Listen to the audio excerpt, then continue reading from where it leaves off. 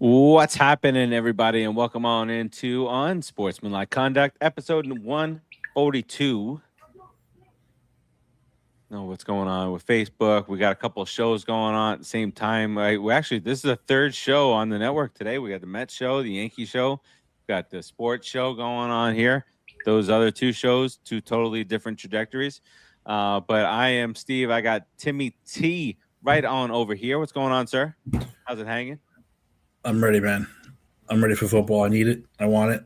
I want more of it. Make it hurt. Joe Sargent, make it hurt. Give it to me. Is there football on today? There is a Hall of Fame game's on right now. Hall of Fame game, yeah. Hall of Fame game is here.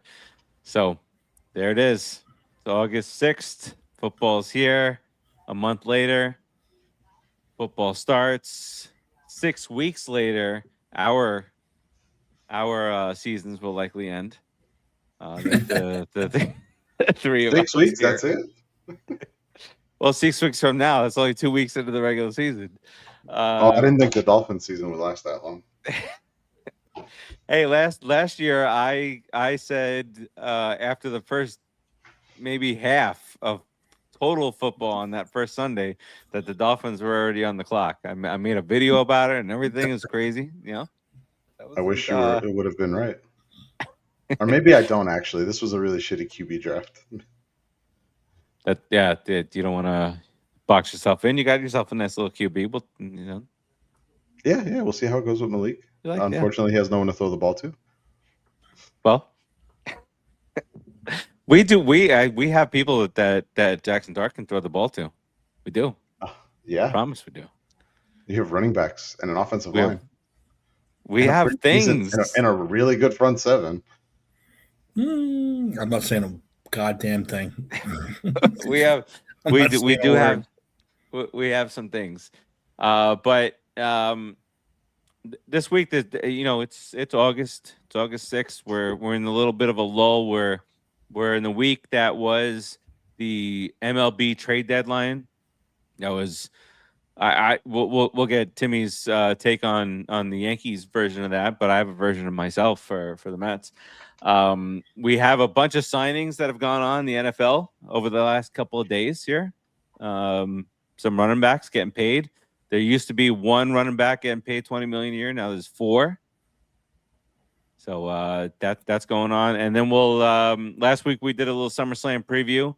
SummerSlam happened, and now we're gonna do a thing where we're gonna talk about what happened on SummerSlam. So we'll get to all that stuff, and we will do a quick revisit of last year's over-unders. Where were we? How bad were we? And just so that you guys can see how bad we could potentially be for over-unders for this season coming up.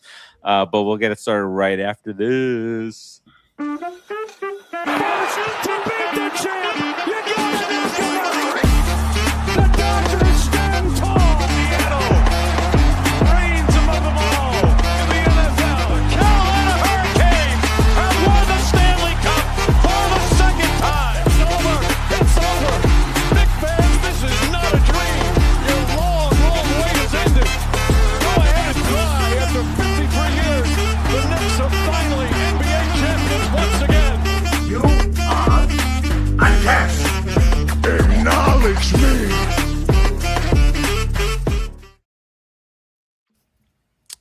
All right. Welcome on in and back. Let's talk some money to start this bad boy off. Why don't we? A lot of money exchanging hands. Not exchanging hands. No issues with betting or anything like that. But money coming down the pipe for these running backs, fellas. Lastly, we had Jahmyr Gibbs getting his money today. We had Jonathan Taylor getting his money. Bijan Robinson getting his money. So Timmy T, we'll start off with you here. What are your thoughts here as far as the money that's being given out to these running backs, and the such? The running back, baby, making a comeback. Running back was dead for a while, that position. They're getting ready to switch fantasy to no more running backs. If you can get the first top 2, you got crap. Now, the running backs are back, and I like it. Jahmyr Gibbs, absolutely premier. Bijan Robinson, yeah, okay, he's good. I like him. Shitty team, but hey, what are you gonna do? Yeah, it was only a matter of time before this happened. Like I said, every year someone will get money, someone bitches, but then 2 weeks later, someone outdoes him by $100 million. So it doesn't make a difference. Daniel Jones every year. 44 mil. I was saying, he got his money, and everybody lost their goddamn minds. A week later, 3 other quarterbacks got triple that money, and you don't hear nobody bitching. So whatever. Well, yeah, that's what happened. Look, the highest paid running back yesterday was somebody different than today, but there is still the one, Anthony. There's one guy who still has the most guaranteed running back money, and that's a guy who has not even played it down yet. Right. He plays for a team that's playing today. Mr. Love from Arizona, formerly of Notre Dame, he's still $53 million. He still has the most guaranteed money of any run given to any running back. But thoughts on everything as a whole is as the I guess the running back deal kind of resets here, at least for the elite. Yeah, it's actually, so it's pretty funny. So Bijan signs first. The deal equates to $22.25 million a year, and he got 51.1 million guaranteed. It's a 3-year extension, right? 3-year extension, 66.75 million, 22.225 million a year, 51.1 guaranteed. Jonathan Taylor signs second. His is a 2-year extension worth $44 million total, so $22 million a year. So $250,000 a year below Bijan, which was expected. Bijan was expected to be A or B, depending on if he signed first or second. He signed first, so he's A originally. Yep. Jonathan Taylor got $39 million guaranteed over those 2 years. In terms of percentage of guaranteed money, Taylor has the highest number there. And then Gibbs, just a couple hours ago? Yeah, like 3 hours ago. Yeah. Gibbs deal broke at 367.5. So that brings him in at 22.5 million a year. So 250,000 over Bijan. And he also got about $400,000 more guaranteed than Bijan. In terms of like what these guys are getting paid, it is still crazy. Like I have the running back contracts pulled up, and so you have total value, average per year, total guaranteed, fully guaranteed, and then free agency year. It is still weird to see the total guaranteed column, and you have to scroll down about 8 or 9 guys, but there's Jeremiah Love at 53 million guaranteed. That's the it. highest number on the list. Absurd. Even with the 2 deals handed out today, he's still number 1 in total guaranteed. So good for him. What's going on, everybody on YouTube? Got some comments coming through on YouTube. Mason, Luca, one of my son's favorite characters right now. Luca, Chloe's, Trevor. Why does it say Big Daddy Cool? Chloe, it says Big Daddy Cool because that's Big Daddy Cool. It's no questioning here. It's been proven scientifically. Science, Big Daddy Cool. So these have been coming in hot and heavy when it comes to the running back contracts that have been coming through.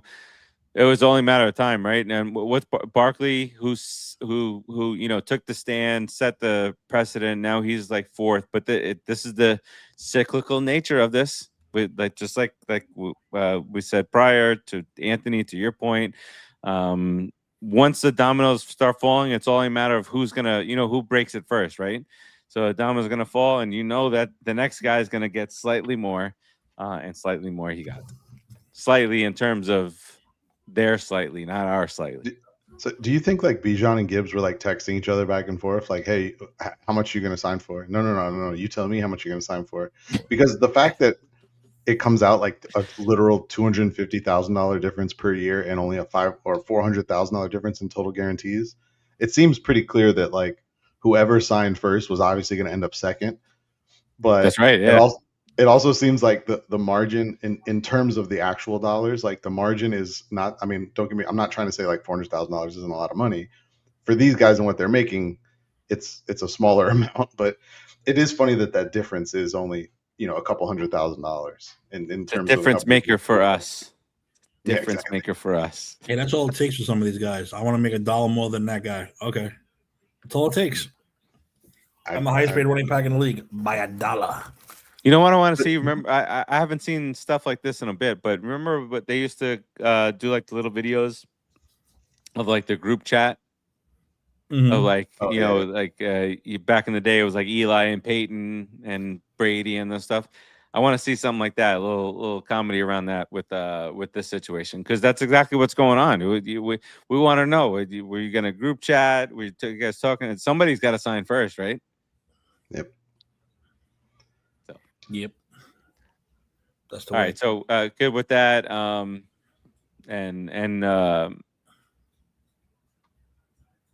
We're old, Chloe. Chloe's YouTube.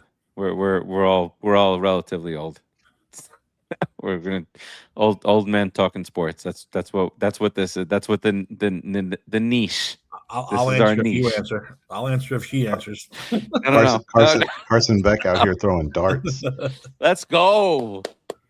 I just like hearing that. You? The football. I just like hearing the football's back. I don't care. He had a 3rd and 7 inside his own 5, and he hit like a 30-something yard go down the right sideline. And that's without the highest guaranteed paid running back in history of football. He ain't even doing him. Yeah, and he just threw one in a window. They're at the Carolina 25 now. 6 of 7 for 67 yards for Carson. Don't make me root for the Cardinals. I'll root for Carson.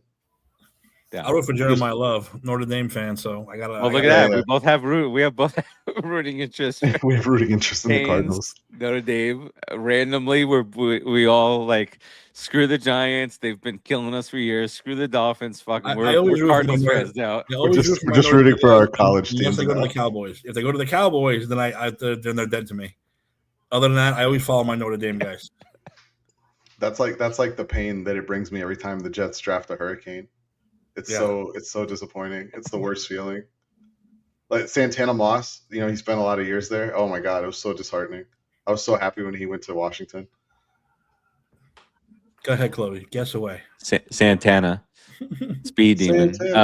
All right. So we talk about the game that's going on today, the Hall of Fame game. There are Hall of Fame inductees that are attached to said game, and we talked about this months and months ago.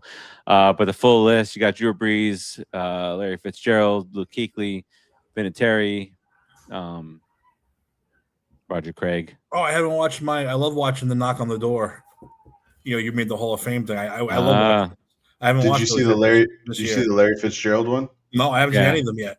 Oh my God! So is it okay if I spoil it? I know you can spoil it. It's fine. That's Big Daddy cool. He doesn't care about spoilers. For Larry Fitzgerald, they had Randy Moss was the one that came and told him. Really? And for anyone that doesn't know the story, Larry Fitzgerald was a ball boy for the Minnesota Vikings as a kid. While Randy Moss was there, they actually formed a friendship at the time and have stayed friends over all these years. From the time Larry was a little kid, Randy would help guide him even during his time at Pittsburgh, if I'm not mistaken. Fitzgerald went to Pittsburgh, I'm pretty sure. God, I'm thinking I'm wrong on that. I can't remember where he went to college now. Getting old. But they've stayed friends for all these years. So to see Randy Moss be the one there for him to induct him as a first ballot Hall of Famer, it was a little emotional. I'm not going to lie, watching it. It was pretty cool though. Chloe, I just want to say God bless you. Yeah. Damn, you're my new favorite person in the world, and I thank you. Oh, I'm either the oldest or the youngest. Oldest or the youngest, man. That's where the positivity comes from here. You gotta keep it positive. If you think I'm 40, I'm 40. That's all I'm gonna say. I won't say anything. I'll just leave it alone. It's best that's the route that we go. Drew Brees, it's gonna be who's inducting Peyton. It's a Peyton thing. Is Peyton Manning's inducting Drew? I believe that's what Oh, I didn't see that. Carson Beck is carving up the Panthers defense right now. This is Carson Beck is going to be their starter by like week 7. Bank on it. I'm getting way too. Steve Smith is in this class, isn't he?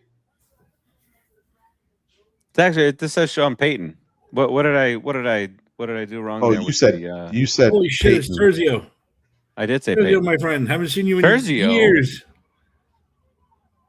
Terzio.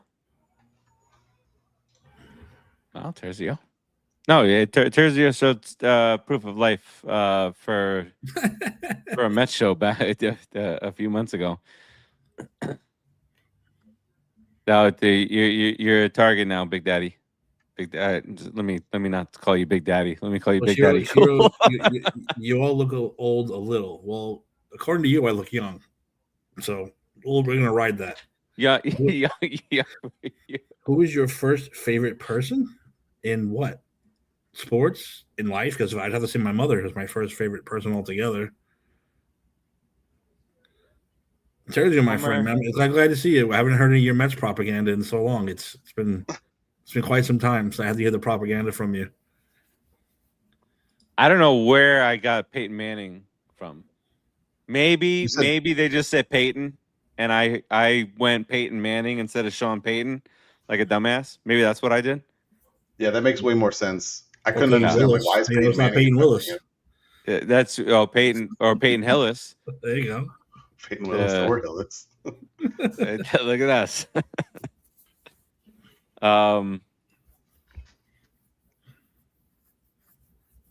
My hat is spectacular. You know why? Nixon 5. Bundy 5. That's Bundy 5. Bundy 5. All right, so the Hall of Fame stuff goes on this Saturday. Do you guys ever watch that? No. I'll pick up highlights afterward. Yeah, I'll do exactly. the highlights. I can't sit there and watch that for that long. And for the Baseball Hall of Fame, can I one recommendation? Maybe you shouldn't play baseball games that day. Maybe if you want people to watch Carlos Beltran give his Hall of Fame speech, you don't put the Met game on at the same time. You don't know who's watching the Met game. Let's be real. Video games. It's it's been a little minute for me, Chloe. I do your usual sports games every year and Red Dead and stuff like that. Nothing. You know what? I'm disappointed in myself. I never got Red Dead 2. What? Blacker. I know my son did. That's the game that just keeps. That game will never die until 3 comes out. And Grand Theft. Grand Theft has been. It's coming. Frank, you got to keep us on like alert. That's why you got to check all the boxes. Yeah, and hit the chime, Terzio. Hit the chime. Talk about. Don't let's. I already went through the Mets situation in the Mets show a little bit earlier. I don't want to rehash the entirety of it. All right. Well, back to the NFL here. Carson Beck, 96-yard scoring drive. He's amazing. Nice. He's the greatest quarterback of all time. Let's go. Carson Beck also getting inducted into Hall of Fame tomorrow. Easy peasy. Appendicitis, Terzio. Well, jeez, you got that from the right. That's a Met thing. Favorite movie? That's always a difficult one. Terzio, what? The fuck, Terzio? Shit. This is too deep for Thursday night. This is a sports show, man. Come on. No, I'm glad you're better. I'm glad you didn't die. Oh yeah. You have to save your dying for the Mets show. No, I'm just kidding. We're happy to hear you're okay, Terzio. Yeah. All right. Well, on a brighter note, Aaron Donald,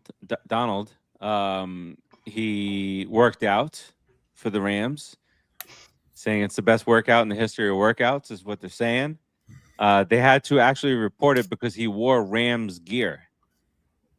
He wore Rams. Remember, items Aaron of Donald clothing. watched the NFL show and they said the Rams are their favorite in the NFC East. Maybe I'll come back for another year. I think that well, if I am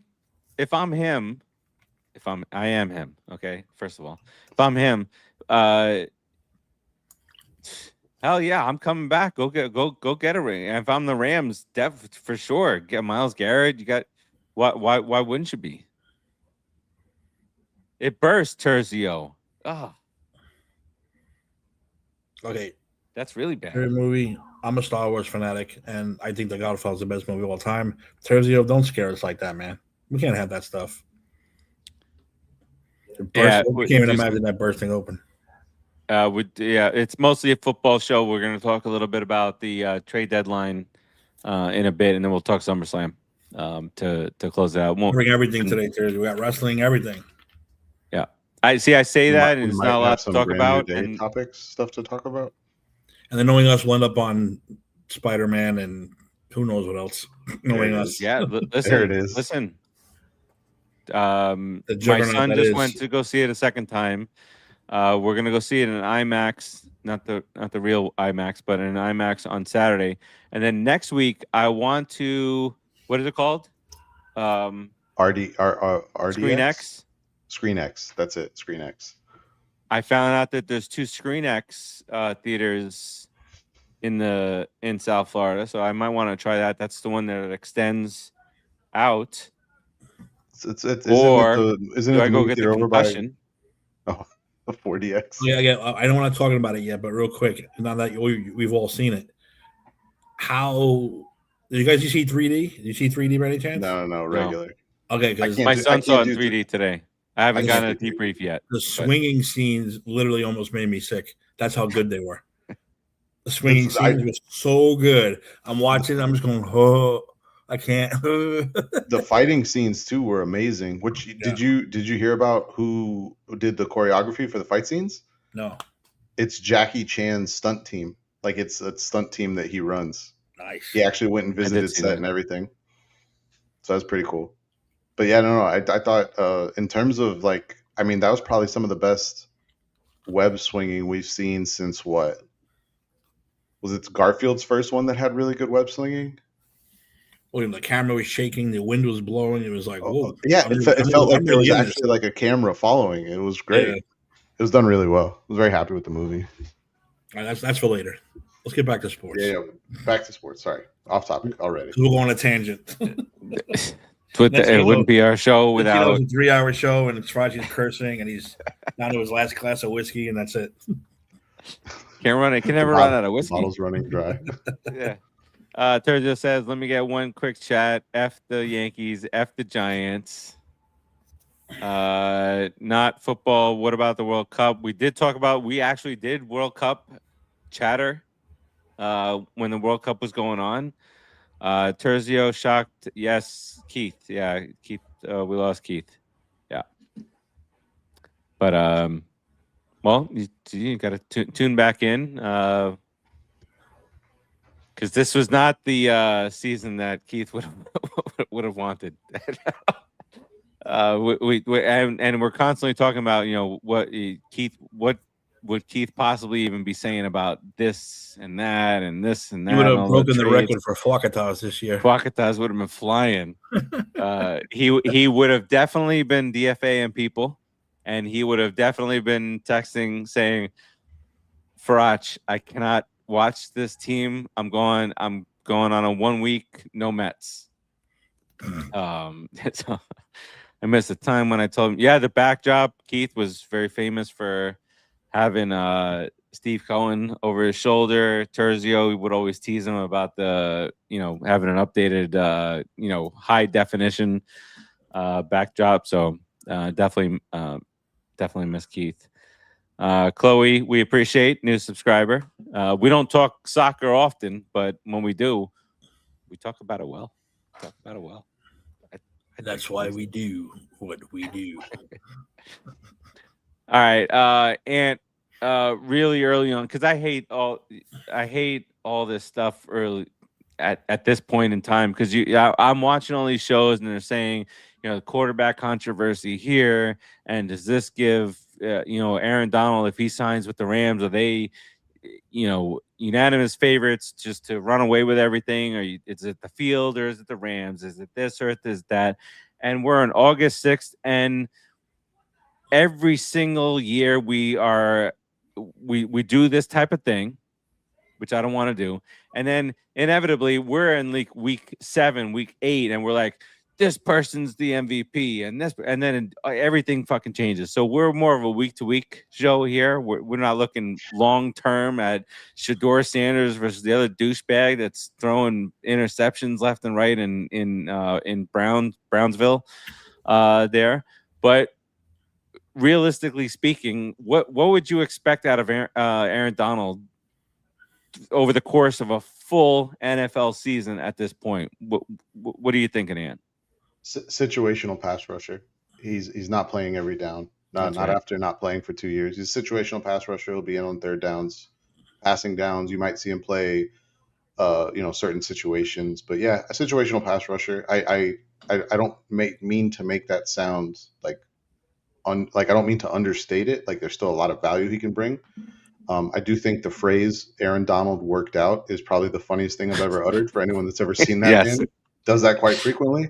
But no. As you can tell. Yeah. I've never seen a defensive tackle that looks like that. It's absurd.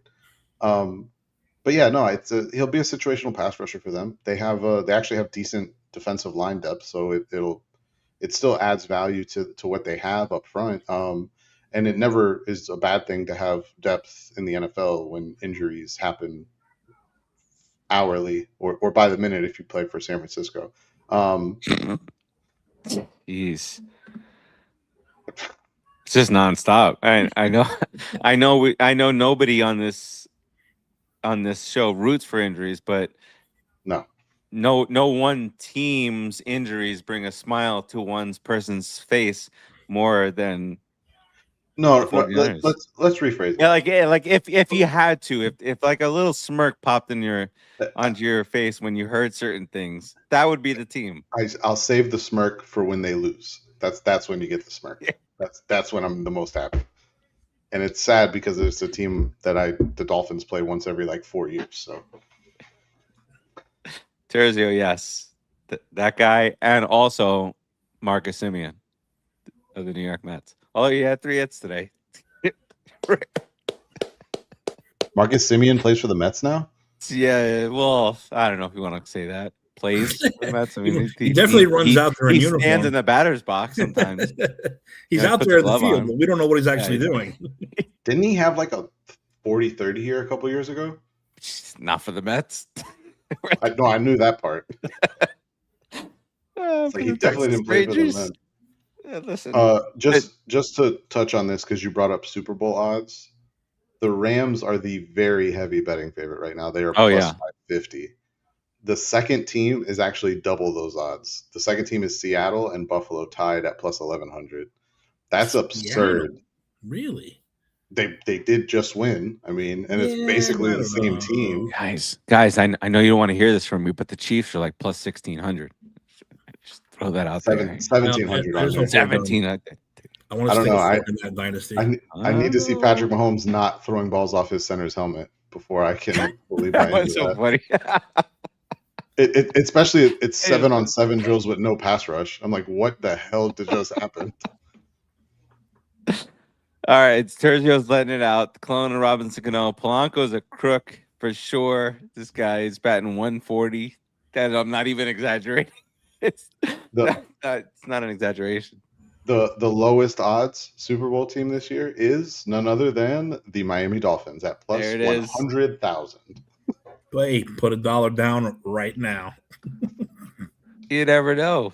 You never know. I know. You could put a quarter down right now. You'd still be ecstatic. Life-changing. Life-altering money right there for a quarter down. I would get a dolphin tattoo so big I'd cover my entire back if I bet $1 and they hit for the Super Bowl. Oh my God, that would be amazing. It would never happen, but it would be amazing. The Dolphins are in the top 10 in something. They're in the top 10 in paying their running back on an average salary basis. They're number 6. Highest paid running backs in the NFL by new money average per year. According to Adam Schefter, it's Gibbs, it's Robinson, like we talked about earlier, like you mentioned, Ant, Jonathan Taylor, Saquon, McCaffrey are the top 5, and then it's your boy who signed. What was his new deal? His extension? 464, only 27 guaranteed. Yeah, I'm good with it. Yeah, no. I'm not saying it's a bad deal. I'm just I just remember that he just signed, and then Derrick Henry and Breece Hall. So that's your top 8 Terzio, do you hear Freddie Peralta? I don't see. I have a really difficult time believing anything out of Freddie Peralta's mouth right now because he won 17 games with the Brewers last year. He's got a 9 ERA for the Mets this year. So any distraction that he wants to talk about that may or may not have happened in that clubhouse, I don't want to hear it. He's on his way out. He just pitched for the Rays. Congrats, Timmy. He's a Ray now, and he gave up like 7 runs in 3 innings yesterday. Good. In his debut. So you're welcome. The Mets just helped you out there. Mets helped him out there. I was looking at some of these other things that Schefter tweeted out. We already covered that. Brock Rechsteiner. I don't know why I have been having troublesome. Scott Steiner's son. Scott Steiner's son suspended 6 games by the NFL. How the hell you have a PED suspension and fucking training camp started like 2 weeks ago? Well, look who his dad is. Still though, like that's crazy. He walked into the camp and said, no, we got to test that guy. That guy is way too big for August.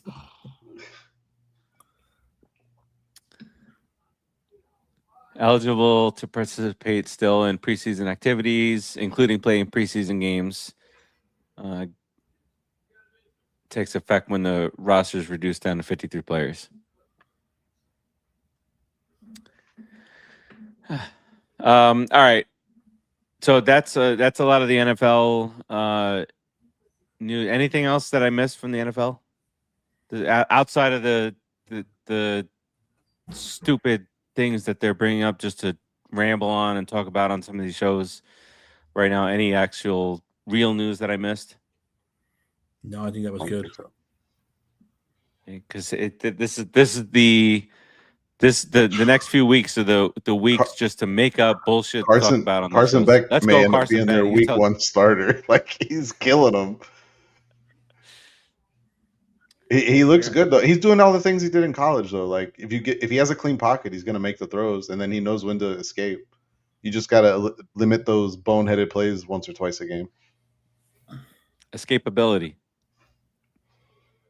All right, let's. I definitely want to chat about as I say the things that all these shows are making up things to talk about. We are going to take a little bite out of one of those set things to talk about because that's what preseason is for. Preseason's for rankings and who you think the best quarterbacks are going to be. Stupid stuff that we do every single year. Peter Rosenberg of Don, Hahn, and Rosenberg put out his table of quarterbacks. So what quarterbacks are sitting at what table, as we start preseason. I think the best of all is table 5, where it's the Browns and the Cardinals. However, clearly, after this performance by Carson Beck, that will need to be revisited. Arizona Cardinals just sitting by themselves at 5. But Timmy, let's get into the meat and potatoes of this thing. At his table 1, elite of all elite, right? That's the way I'm reading this. Josh Allen, Mahomes, Lamar Jackson, Joe Burrow, and Matt Stafford. That's your table 1. That's your top tier. What are you guys thinking? I have no problem with table 1. 0. I wanted to look at it. I'm pretty sure we're all gonna, when we do our rankings, we'll have the same top 5 probably. I got no problem with table 1. Table 2 is where he starts to get a little squirrely in my opinion. But yeah, it's the same 5 guys every year. I mean, what's the difference? Yeah. Maybe a year ago or 2 years ago, Jalen Hurts might have been up there because of the Super Bowl run, but I think we've seen what he is now. So I like table 1. Our top 6 last year, I'm extending it for Stafford, but our consensus overall was Josh Allen, Lamar Jackson, Mahomes, Burrow, Hurts, and Stafford. So, and that was last year. We'll get to this year's.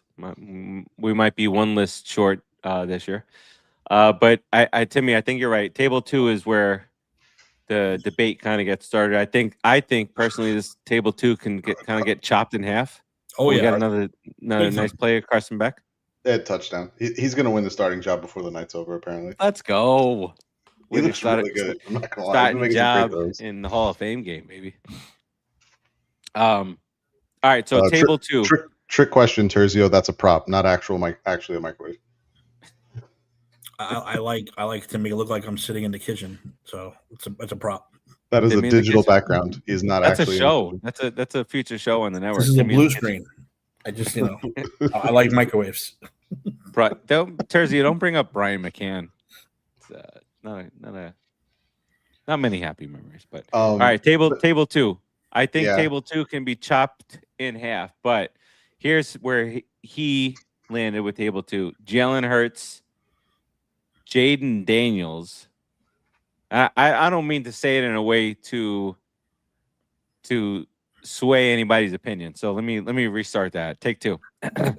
Jalen Hurts, Jalen Daniels, Justin Herbert, or Jaden Daniels. What did I say? You said Jalen. I did. Yeah, you see. Jalen and Jaden are back to back. I feel like I didn't do that. All right, we'll go to the videotape. It wouldn't be a show if Steve didn't mess up a name. Come on. In the Met show, you know what I said? You know what I called Fernando Rodney? Rodney Pete. Wow. Same thing. Same thing. And we were talking about like celebrations. And I was like, remember Rodney Pete? He used to do the bow and arrow. I was like, yeah, Rodney Pete, this and that. Ari Mirov has tweeted out, oh my, Carson Beck just dropped a dime to Jalen. What are we doing here? You notice Steve here. Jalen Brooks for a 49-yard gain, and Brooks got popped, but still held on to the ball. I assume that's what you were talking about. Yes, that was the one before the touchdown. But now we got people tweeting about this guy. All right. He's made some really impressive throws. I'm not gonna lie. All right. Let's get back to it. Jalen Hurts, Jaden Daniels, Justin Herbert. Just J's off the page. I'm gonna skip over the next one because I got another J. Is Jared Goff, Jordan Love, lots of J's here. Baker Mayfield, Dak, Caleb Williams, Sam Darnold, and Drake May. Yeah, I feel this is. I think it's obvious why I feel like this table should be kind of chopped in half. There's some guys on this list that have done it. Some guys who have not done it, and some guys who I think maybe Jaden Daniels, maybe lesson learned, because we had Jaden Daniels way up high on our list last year. Some of us had CJ Stroud. We had CJ Stroud as a top 10 quarterback last year. Might have been heavily leaning towards certain individuals, like us over here. But I feel like it's too soon on some, but what do you guys' take here? I know, Timmy, you felt strongly about one in particular, but there's a couple on here that I think can, hey, you guys should be sitting over there. Let's move the name tags. Yeah, well, Jaden Daniels, as soon as I saw that name, I said, no. You're 3, maybe 4 table, because he had a good first year. Then the Redskins quarterback Hurts hit him. So we don't know what he is. And I'm only moving him down, like you said, because we don't know what he is yet.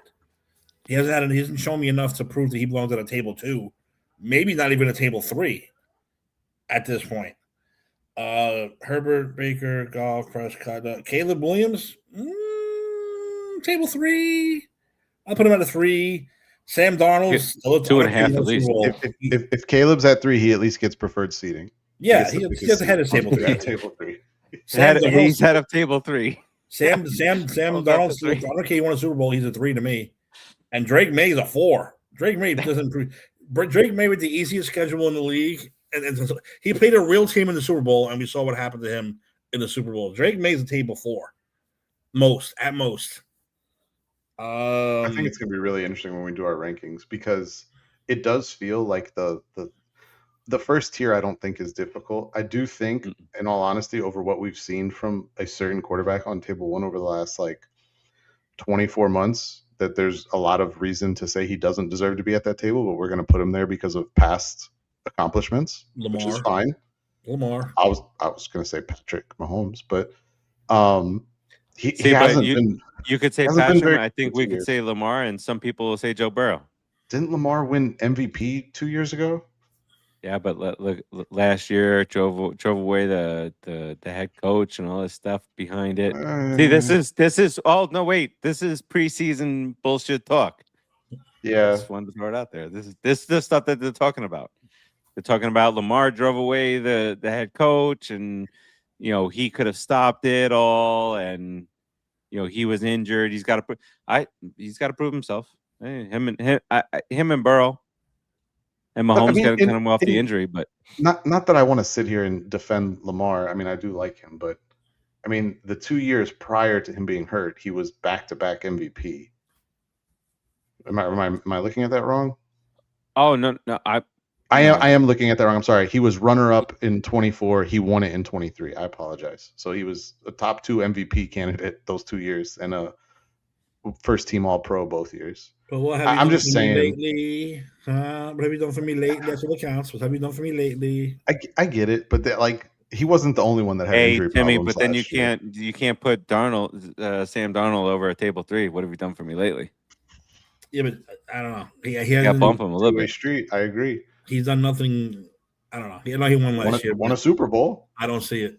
So did Trent Dilfer. He doesn't belong on any of these fucking tables. Sam Darnold won 14 games the year prior. Who? Sam Darnold the year prior. They won the Super Bowl with Seattle last year. Was 14-3 with Minnesota the year before. Like Shania Twain said, that don't impress me much. He has the most wins of any quarterback. He has the most wins of any quarterback in football over the last 3 seasons. And is that the first ever Shania Twain episode 142? Is that the first Shania Twain reference? Wings, he wouldn't bump his ass when he hopped. To me, it don't mean nothing. I'm just saying, it's got to mean something. They keep winning with him, so. All right. Well, I want to. I'm not saying he can't. He can 12, definitely be. I don't like him. Be better. Darnold. I mean, he can. No, I mean, he's okay. I would. Me. I could probably keep him at table 2, but he's on the border for me. But this is what I was getting at though. Like, I feel like that second tier is not what it used to be. Like, that second tier is very undefined. Like, the only quarterback that I think, literally, the only quarterback on this list, 2 quarterbacks on that table 2 list that you would say are like probably no doubters for the second table, and one of them we could probably argue about is Jared Goff and Jalen Hurts. And the Hurts one, like, he had a rough year last year. And wait. You said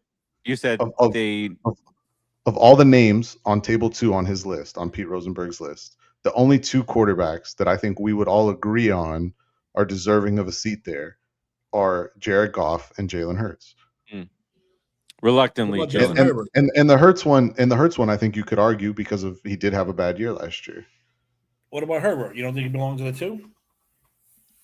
I don't think his case is as cemented as the other 2.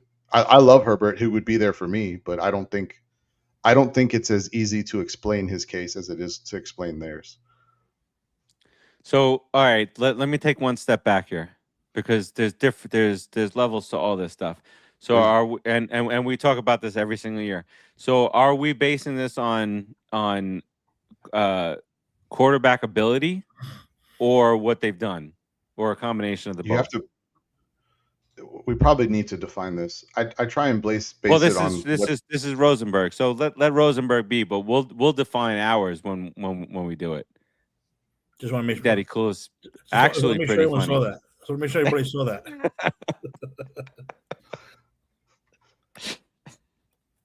If you're doing just ability, that's what I was basing it on, ability. But if you do it on just ability, like, the whole list is totally different then. Like, Jared Goff might not be in the top 2 tables. If you're doing it on just ability, Justin Herbert's I think you got to do it holistically. I think you need some ability and results, but you can't say, like, I hate when you all know this. I hate when people say, well, Jared Goff went 12-4. No, assholes. There's a defense. There's all this other shit to it. So yeah, he was 12-4 while quarterbacking for the team, but so was offensive lineman 1, 2, 3, and 4, defensive lineman 1, 2, 3, and 4, cornerback 1 and 2, running back 1 and 2. They were all part of that. Yes, is that the same Rosenberg? I mean, I get Not the Sid. argument. Not I Sid. get the argument, but Jared Goff has basically been the same quarterback since like 2018. Like statistically speaking, he's pretty much been the same guy. He's going to be around 4,500 passing yards. He's going to be around 30 touchdowns, and he's going to have 8 to 12 interceptions. Like he's this has basically been him since he was a Ram. The completion percentage has gotten better, I will say. So like especially over the last 3 years, because he went from like a 65% completion guy to like he's been a consistent 67 plus. But yeah, I mean, I think there's a much easier case to make for him, especially from a statistical standpoint of what he's been able to do. Now he does have some of the best skill position players in football. He doesn't have a Brock Purdy's 4 All Pros from a couple years ago, but he has a really good group of players. So we should get a counter in the corner. Anthony's 49ers zings. Bing, it just goes off. Bing, every time he says one. oh, if you put a counter up, I'm gonna throw even more out there. Yeah, So- just throw past it. oh yeah, I'm gonna be. I'm gonna. Let's take it from that this into angle then. Here's this angle. Who should move up? Let's forget about who should move down. Should anybody move up? Tyler Shuck doesn't deserve to be on table 4. He should be on table 3. Oh, he should Tyler move Shuck. 3. Tyler Shuck was the best rookie quarterback last year. Sorry to say. I don't see anybody from 3 Oh. move up. Yeah, I don't. I think He's the only one I would feel confident moving up. The rest, I I, think have Daniel several Jones move should be on table downs. 4. Daniel Jones Wait, should be on table 3. But okay, wait. Let's finish off with table 2. Nobody should move up, right? No, I don't think so. But we're pretty set on those top 5. Those top 5. So nobody should move up, but I think we can all agree that would be best served as a 2, 4, 6, 8 a table for 5 instead of a table for 10. Well, Drake May definitely. I'll give you guys Sam Darnold. I'll take that away. But Drake May. I was just playing devil's advocate. I wouldn't put him at table 2. Sorry. Jaden Daniels and Drake May definitely got to move down. Definitely. Yeah, I mean, you I'd could say make Caleb Williams, even though I know he had a really good year last year and he was coming along. I just don't think he's table 2 yet. Well, I think the same reasons that you would want to move Caleb down are the same reasons you would want to keep him there. And I'm not saying I would keep him at table 2, but like everyone talked about like the late game heroics and how amazing he was in crunch time situations. And everyone seems to forget that the whole reason that those games were close and they needed him to be good in crunch time situations because he played like shit for most of the rest of the game. And it's like, so it's a lot of give and take there. 5. I'm trying to think of like who would my 5. You know what? That's the better question, Steve. If you're gonna make table 2 5 quarterbacks, who are those 5? I would I'm going to run it through without even thinking. Ready? Jalen Hurts, Jared Goff, fucking Dak.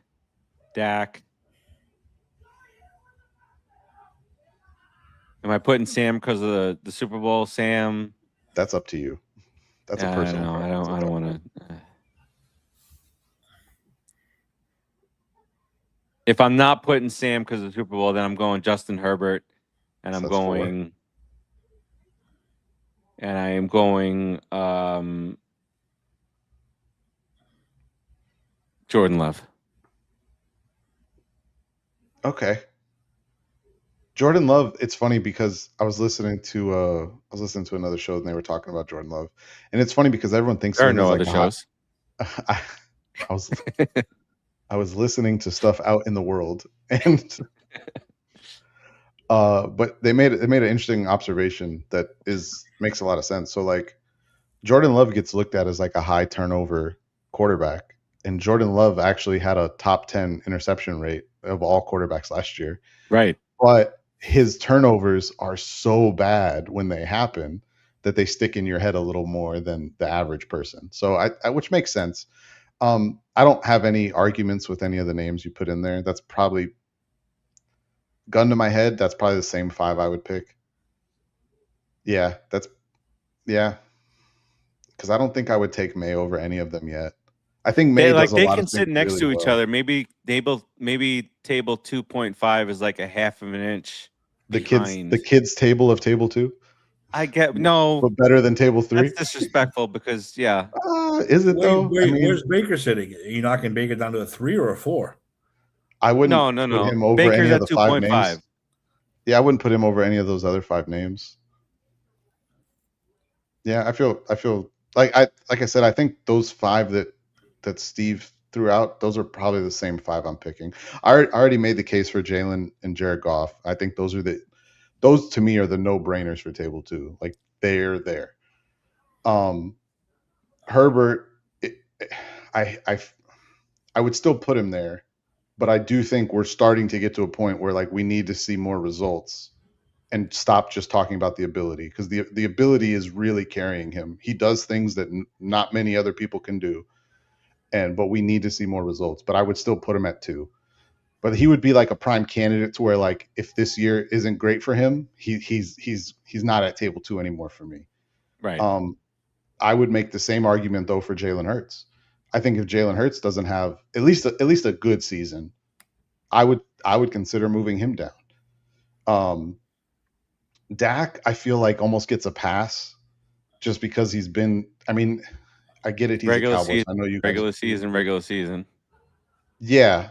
I mean, he has a playoff win, right? He's won 2 playoff games. He's won 2 playoff games, but 2 playoff games is. I mean, that's the equivalent of a lot of other guys on this list. I mean, the only guys on that list that have more than 2 playoff wins are Sam Darnold, Drake May, and Jalen Hurts. And Jared Goff, sorry. And Goff. Those are the only ones that have more than 2 playoff wins. And obviously May and Darnold, that was all last year. Because May only won 2 last year, right? Were they the 1 seed? They were the 1 seed, yeah. They were the 1 seed. Yeah. Oh, so they only won 2. So May doesn't have more than 2 then. So yeah, so it's only Darnold. It's only Darnold, Goff, and Jalen. Yeah, it's Darnold, Goff, and Jalen. No one else has more than 2 playoff wins on that list. It's a Fugazi situation. And there's nobody on any of the lower tiers that have more than 2. Well, aside from Aaron Rodgers. Aaron Rodgers has more than 2, but that's different. I think Kirk Cousins has more than 2 also. I think. You like that? The fact that he's on this list of Mendoza isn't. Here's another thing. I don't like the fact we haven't got to him. So I guess we should jump ahead. We're not gonna dissect every table, right? I don't know. Yeah. Can you explain to me why Geno Smith is at table 4, but the Browns and Cardinals situations are at table 5? Well, you remember when he revitalized? Remember when he did much better than what he used to do? Yeah. That one time? Well, that was a while ago. He did it for a couple of years, but he's definitely fallen off a cliff. I don't work for them, Terzio, but I've liberated myself. I've discovered something much better than all of these things. I don't pay for shit, so get into it. You should look that up immediately. Listen, Timmy's like Jalen Brunson walking into a club. Everybody else is like the Brooklyn Nets dude trying to walk into the same club.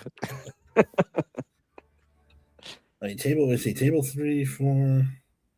I don't think Daniel Jones should be at table 3. And I know we pick on him a lot, but Aaron Rodgers shouldn't be at table 4. You got to move him up to at least 3. Who? Aaron Rodgers. At this point? I'd still have him at 3, just based on his career. And I mean, yeah, he's a bit of a loon, but he can still throw the ball. He still has several plays a game where he makes a throw that like just makes you go, wow. Yeah, but the problem, 4, I mean, but the problem with him now is that he's so anti getting hit by the other team that it forces the offense to run all these little. Yeah, he had the lowest average depth of target of any quarterback in football last year, and it was like 1.6 yards or something, which is insane. I kind of agree with him. What was he have 3 MVP awards, right? He's a 3-time MVP, or is it 4-time MVP? I think it's a 4-time MVP. 4-time MVP. 4. Probably swap him for Daniel Jones. I would probably still say, and maybe I'll get slack from this because of Mahomes, I think Aaron Rodgers is probably the most talented quarterback I've ever seen. Like in his prime, the stuff that he would do consistently is just no one else did it like that consistently for years and years and years. And it was always a low turnover guy. He was never a high turnover guy. And it wasn't like he was like super risk averse. He was just super accurate. Like he knew how to put balls in places that only his guys could get. And he had arm strength. He could throw on the move.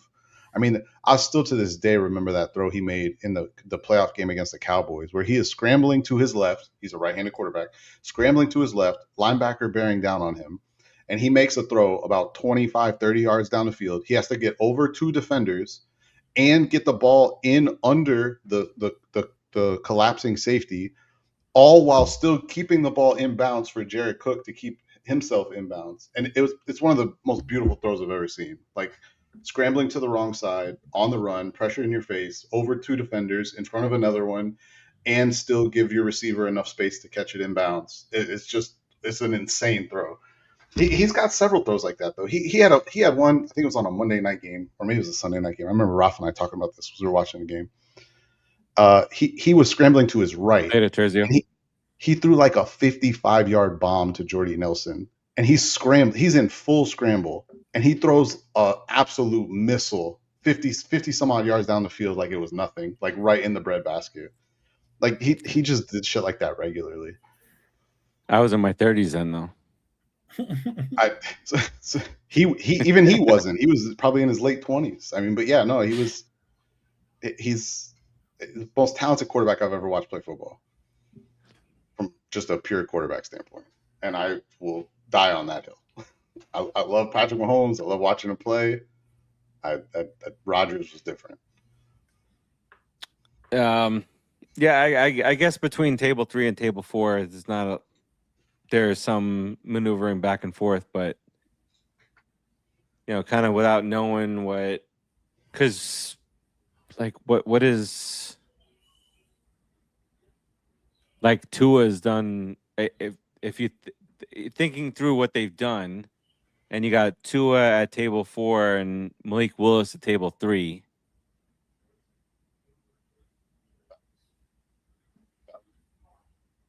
I think Tua's guided a high level offense before, and Malik Willis hasn't. But those are all nitpicky things that you can do with 3 and 4. Like Kyler Murray's had his good seasons, and now he's at table 4 with Kyler Murray sitting next to Aaron Rodgers. Okay, just want to let you know that. Murray though is like a really weird one because he had the one really, really good season, and if you look at the rest of his years, he's been average at best. Yeah, He had one standout season, and he's been really average at best ever since, and before really. I will say though, might be the best quarterback Justin Jefferson's had in a couple of years. Why is JJ at 4? What has JJ done to deserve? He had one game winning, or what we thought would be. Yeah. No, I agree with you. Michael Penix, why is he at table 4? Like, what has he done to deserve being there? You got two Hawks quarterback, two Falcons quarterbacks. You've seen more. You saw more from Tyler Shuck in one season than you've seen from Penix or McCarthy in 2. I don't even think it's a comparable. You've seen a lot of people are saying the Saints are going to be that sneaky team this year. That sneaky. Oh, there's been a lot of talk about that on the way too early to talk about things like this conversations, but that has been a big thing right now, and so is the Giants going to the playoffs. That's the new fashionable thing to do. Is to irritate that fuck Carthon. That fuck. I can't stand that guy. Who? What's his name? Carthon? What's his name? Chris? What's his name? The regular we hate. Oh yeah. With the I don't know who's a better coach. That bald fuck. Yeah, he is like the worst. He is the absolute worst human being I've ever met in my life. Because he wants to stir shit and be a dick because Giants fans are optimistic, and he likes to say, "Oh, who's got the worst quarterback in the NFC East?" And it's like that's not a fair question. Two of those quarterbacks haven't had a full year yet. Although Daniels did, but then he got hurt. So who are you saying you don't know who's better or who's worse yet? I'm not saying Dart's better. Just saying we don't know yet. You got the This worst, is the August speculation. Yeah, you got the worst receiving core in the division. You got why? Because they signed Stephon Diggs, and who cares? Stop already. He just likes to stir shit and be an asshole. It's like, dude, you're a New York guy. Show some love for your New York team. Meanwhile, when they signed Harbaugh, he was off whacking it in the corner, happier than anybody. But then 2 minutes later, I ain't going to make the playoffs, so I don't know what the hell you're talking about. Whatever, dude. I don't know how you got a job. It just a multiple tidbit. Times. If you guys want the easiest last place team going to first place, this is the easiest year to pick the team. Do you know why? Because technically speaking, the Detroit Lions finished in last place in their division last year. Fair. That's fair. All right. So did the Saints. So did the Saints, by the way. But the Saints thing is gaining a lot of steam here. What are we at there for the Saints making the playoffs? Winning the division. What do we got? I'll pull there? it up. I'll pull it up. But you want to know what's funny? Is that division is probably the funniest division ever, the NFC South, because it's 4 teams all looking at themselves being like, man, the rest of these teams are really bad. And it's like, it's all 4 Spider-Man. So are you. It's 4 Spider-Man. 4 Spider-Man just pointing at each other. That's just going to win this one. shit. Oh, because this year it's that division. It's going to be I almost said Bryce Harper, Bryce Young, because Bryce Young was the trend last year of we benched him, brought him back. Now he's. I think I said this last year. I think Bryce Young is going to be he's never going to be a quarterback I can trust in a game. He's also a quarterback you'd never want to bet against because those are the games he usually wins. Well, yeah, that's what I do when I bet. I lose.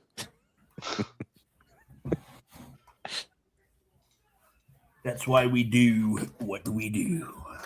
That's why I gamble what I gamble to lose. Did Hard Rock close down the website? Can you not pull up the website anymore? What? It's not letting me You got pull up shenanigans? It keeps telling me that I have to go to the app. I don't want to go to the fucking app. I want to look at the website. If I wanted to go to the app, I would have went to the fucking app. Is it a location thing? Because no, I got you it. gotta verify location. We're good. They were being stupid. I corrected it. All right. So what was it we were wanting to know? Division winners? NFC, NFC South. NFC South right here. Yo, it is. It's not letting me go anywhere. Are you fucking kidding me? This is ridiculous. Let me see what I can get going on here on the app. The app itself. Finally got it. Conference or division futures. What division? NFC South? Yeah. Bucks are plus 175. The Saints are plus 260. The Panthers are plus 325, and the Falcons are plus 350.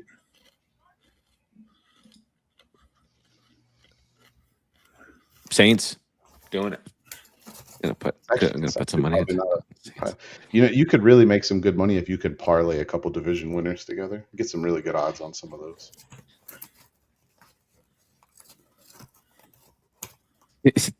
I'll be doing it. Actually, we'll talk about it on a future show. All right. So listen, for the sake of time, let's move our discussion about over-unders to next week. Let's get into some trade deadline baseball stuff really quick. Ant, your favorite. And then we'll get into SummerSlam. So baseball, Timmy, we just had a trade deadline, pretty active trade deadline from a Yankee perspective. Get this guy from, I can't think of his name, from the Nationals. That'll pop. I forget to. But I feel like you guys are doing, you guys are trying to get that pop in the lineup, but you're doing like some other teams are doing where you're moving guys around the infield to accommodate the pop, but maybe not maybe impact your defense negatively. But I'm very jealous of your pitching staff right now. But the Yankees had to make they had to address that move. Since Judge went out, they're last in majors in batting average at 219. Well, like they say, you had one job to do, and he didn't do it. Catcher. You're telling me you couldn't? First of all, when the Orioles are willing to trade Rutschman inside the division, and you don't go for that, you don't go all in for that. That's a huge mistake. I was stunned. Huge mistake. Like, all these catchers that were out there, I don't know what they were possibly been asking for them, but that's where the huge mistake is. We need a catcher, period. Righty, lefty, I don't care what he is. Or, what's his name? Austin Wells shouldn't be allowed in the major leagues. He shouldn't be allowed to play. I wouldn't even put him in the minor leagues. That's how bad he sucks. As far as, Ben Rice is having he's an all-star. You trade for his position to put him at DH for now? Why? Yeah, that's what I was. It makes no sense whatsoever. Then you get Helio Ramos, who's Heliot. How do you pronounce his name? Helio. Yeah, he's not really a all-star outfielder. He's just kind of a liability out there. What they were thinking, I have no idea. I'm glad they didn't trade for Skubal because the asking price was insane. But yeah, but with Skubal now, you're finding out that prospect wise, which is all that you can base it on, the Brewers had a stronger offer than the Dodgers did, and so there's this belief, Timmy. You put your aluminum foil hat on. There is a belief in that the majority of, well, not a belief, but it's a known fact. The majority of the owners want a salary cap, and they want there to be anger towards a certain franchise. And if that's the Dodgers right now, this is the Dodgers. They're running ads saying that 80% of people believe that there should be a salary cap implemented, but they don't talk about the salary floor, and that's for a different conversation, because teams haven't gotten penalized enough for not spending, in my opinion, like the Marlins did like a decade ago. You get forced. They were a game and a half out of a playoff spot, and they just sold. That's where I'm getting at. So the Marlins are a game and a half out of the playoff. I mean, everybody's in the playoffs hunt except for the Mets. In both leagues, the last place playoff team in the American League is the Guardians, and they just got swept by the Mets, and they're under 500, and they're tied for the last playoff spot. So these teams are, with the exception of the one-off that the Pirates, they were buyers technically at the deadline, and these lower spending teams were buyers at the deadline. But you got a Marlins, I guess, semi fan base that saw the 12-game winning streak, saw the 12-game losing streak also, both in the same season. But then you're selling at the deadline for what reason? They got rid of their best reliever. They held on to Sandy Alcantara, but they sold off too. So in a season where everybody's in it, the Yankees don't have anything to worry about. Now the Red Sox don't have anything to worry about because they're just so far ahead that they can deal without big time players. The Red Sox have won 30 of their last 35 games, stuff like that. That's why I think Cashman's taking a lot of shit too, because it's not like it's a 2-team race. Boston's on goddamn fire as usual. Yeah. And they went out and got better. Did the Yankees get better? They didn't get worse, but they didn't get better. If Judge comes back, Red Sox are winning, like you said, 30-35, 7 in a row, 8 in a row, whatever it is now. It's not good. So I don't know what they were thinking. I understand you want to hold on to some of these young guys, but I mean, like, what's his name? I can never think of this guy's idiot's name. The Martian. What's his name on the Yankees? The Martian? Yeah, the Martian. What the hell's his name? I don't know. I didn't know you guys had a Martian on your team. Yeah, we have a Martian. Anyway, he's only 23, 24. That's why they're holding on to him, but he's done nothing. So I would have definitely packaged him. And they're like, well, he's younger.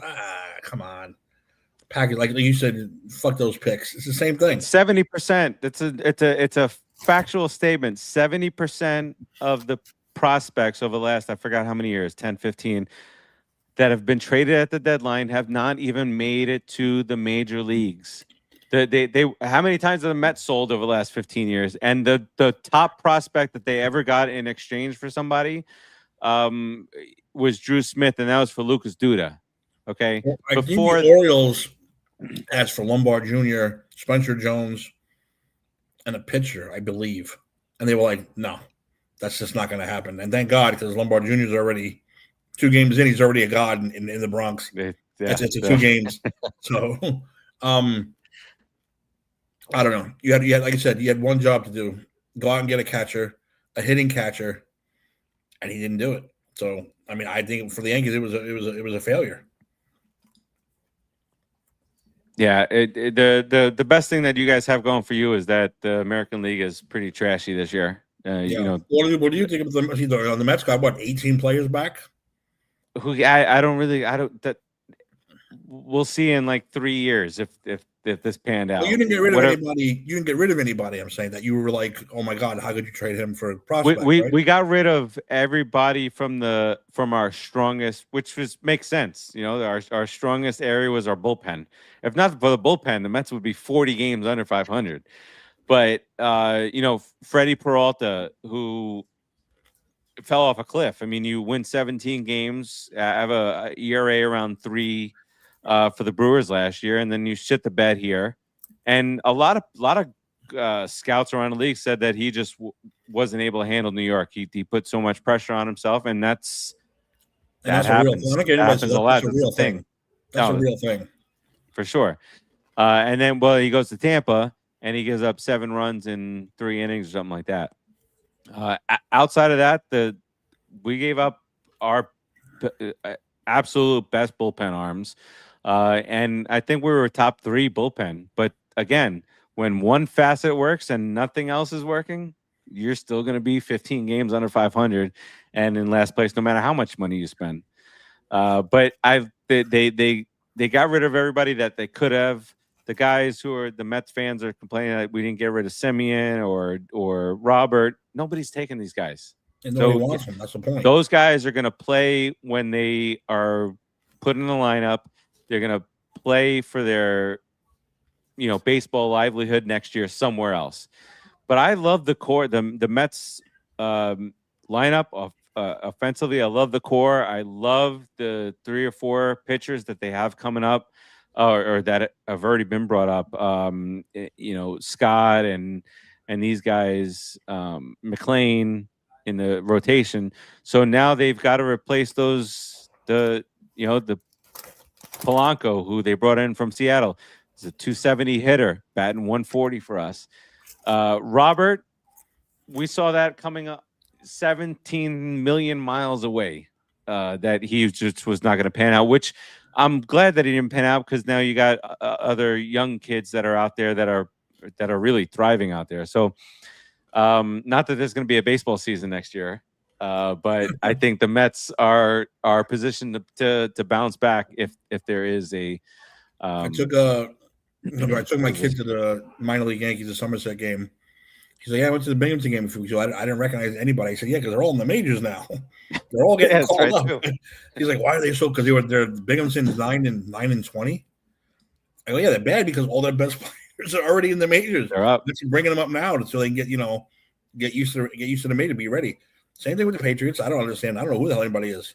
And I saw Lombard in the beginning of the year play down here.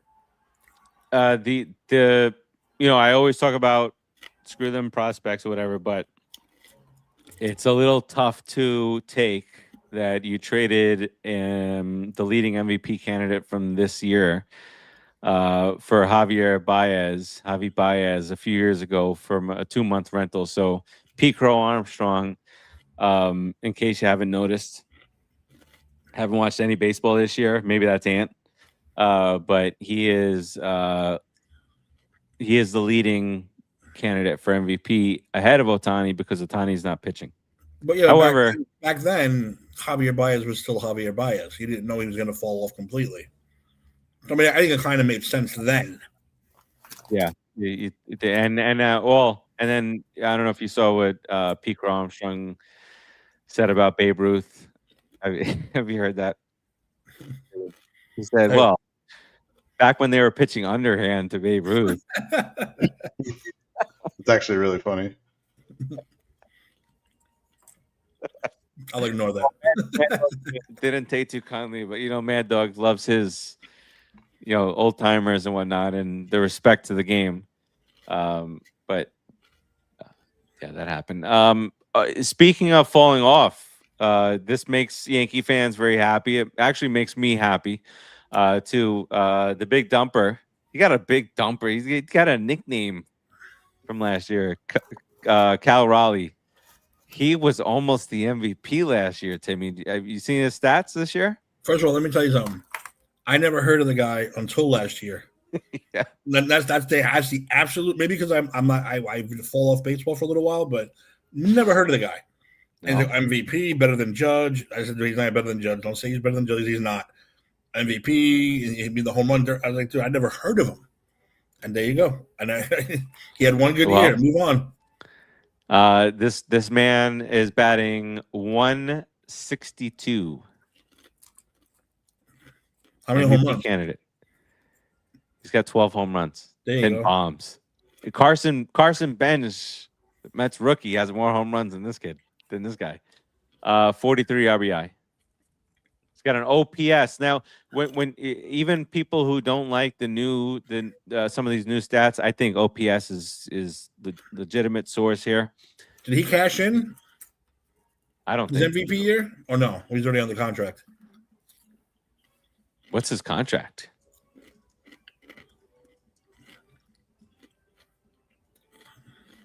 Oh, no. He did. But he signed it before 2020, before last year. Okay. He signed it in March of last year, 6 for 105. Who is that? Pete Crow? Cal Raleigh. Oh, Cal Raleigh. Well, this year he's making $11 million, which is not bad if you were having a decent season. He's batting 162. So, but however, in 2030, Timmy, he's going to be making $23 million. $23 million a year starting in 2028, and he is now 162, 12 home runs, 43 RBI, a 574 OPS. I could have a 574 OPS. You know what? The Dodgers group can never sell that team, because who's going to buy that team owing Mookie Betts in 2050? $5 million for nothing. They owe $1.2 billion. Yeah, in those contracts. Billion. That's insane. All right.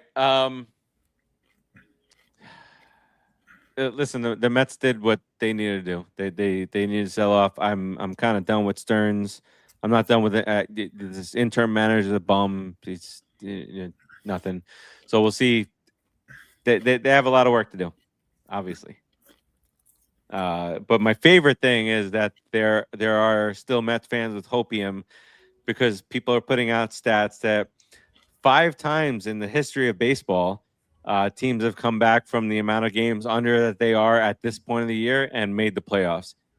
And what led to that even further was that the last time it happened, it was Francisco Lindor's Cleveland Indians of 2017. So you're saying there's a chance. I just think that the foundation is good. They made some really, really bad decisions. And for everybody the Met fans are saying they should have kept Pete. Okay, if they would have kept Pete, they'd be 13 games under 500 right now. 12 games under 500 right now. Instead of doesn't the whole? I mean to ask you this too. I said you got rid of Nemo, we got rid of this guy. Isn't it still like? Because he meant something to the organization. Isn't it still willing to sign him just based on the fact that he wasn't officially the captain, but he was like the captain of the team. He was the heart of the team. I think that means something. So if anyone's like, well, he's only batting 212 this year, big fuck, yeah, but still, he was. No, he's still gonna have his power and RBI totals. What if they did that to David Wright? You know what I'm saying? Yeah. But that's the problem. David Wright, he was the only guy left of a team that had abandoned ship. Like Reyes was gone. That's when they traded him like to the Blue Jays and whatever. And they still signed him to a long-term deal. I don't know. I don't have anything to say about Stearns, but you get this guy who comes in from this team who didn't have the funds and was doing very well without funds, and now you come to a team with funds, and now you're saying, well, maybe we shouldn't pay this guy till X year, or let's not have long-term contracts for some of these pitchers, which I'm thankful for in Peralta, because he wanted 8 years, 260 or something like that. And could you fucking imagine if the Mets would have extended him in March to an 8-year contract, and this is what we were left with? You guys need Theo Epstein. Tenfold. Yeah. Like I ended 2 curses. No one better than that guy. Well, you know what we need? We need Dan Metzhausen. That's what we need. Oh, God. Speaking of, it's a good segue. What a great segue. Let's get into what was SummerSlam. I don't have a background for this, so we're just going to go on Sportsmanlike back there. Let's get into what was SummerSlam night 1, night 2 in Minneapolis, and what Timmy, I think I think most of us can agree was mostly a dead kind of crowd. Crowd sucks. But it's in Minnesota. So I'll be honest though, I think the problem is that when they're in big venues like that those, you got to remember, these stadiums are built for that sound to go towards center stage, right? The football field. So when your cameras and your audio is around that, I don't think you pick it up the same. I remember, and even my kids had mentioned this, like we've been to a couple live events, right? And I've watched some of the live events we've been to back on TV after the fact. We went to a SmackDown back in, I don't know, a while ago, and then we were at John Cena's last match in MSG. Where? MSG, what city did you have to go to? Oh my God, New York, and it was well worth it. I'm very glad I didn't go to DC to watch him fucking tap out to Gunther. I would have been fucking pissed. I mean, I understand like the message and like meaning behind it. It was disappointing. Like, let's be honest. Whatever. We're not going to get into that.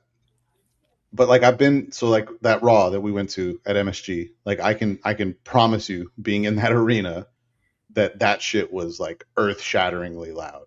Like I thought the stadium was moving the arena, was moving on a couple different occasions. How crazy! Like Game 4. When at the end of that show, when that was when like Roman popped in and Brock showed up, like when that happened, like when Roman's music hit, like don't get me wrong, the Cena pop at the beginning was huge, but when Roman came out unexpectedly, that shit went crazy. Like it reminded me of going to like college bowl games with a lot of college kids in the stadium. Like those are like some of the most ruckus crowds I've ever been in, and that's what it reminded me of. Like everybody was out of their seats, everybody was screaming. Like it's one of like the rare things I've gotten to experience. But like, and I went back and watched it though on TV, and it does sound like it's loud, but it doesn't. It does not compare to how loud it actually was in there, and how it feels. You don't get it's like 4DX, you know.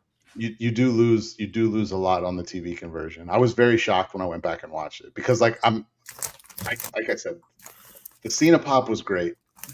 There was a couple other moments throughout the night where the pops were really big, but the Roman one was different. Like that was like something I've never seen before, and I mean I knew the pop was going to be big. I did not think it was going to be that big. It was crazy. It was pandemonium. My biggest pops, you'd be surprised at one of them. Not even WrestleMania that I went to. It was in the Garden. It was a regular house show. Obviously, Austin. When the glass broke, the building shook. People lost their fucking mind. It was like Michael Jackson. People crying and screaming. Grown men were like, ah, going crazy. The second one was the New Age Outlaws against the Headbangers.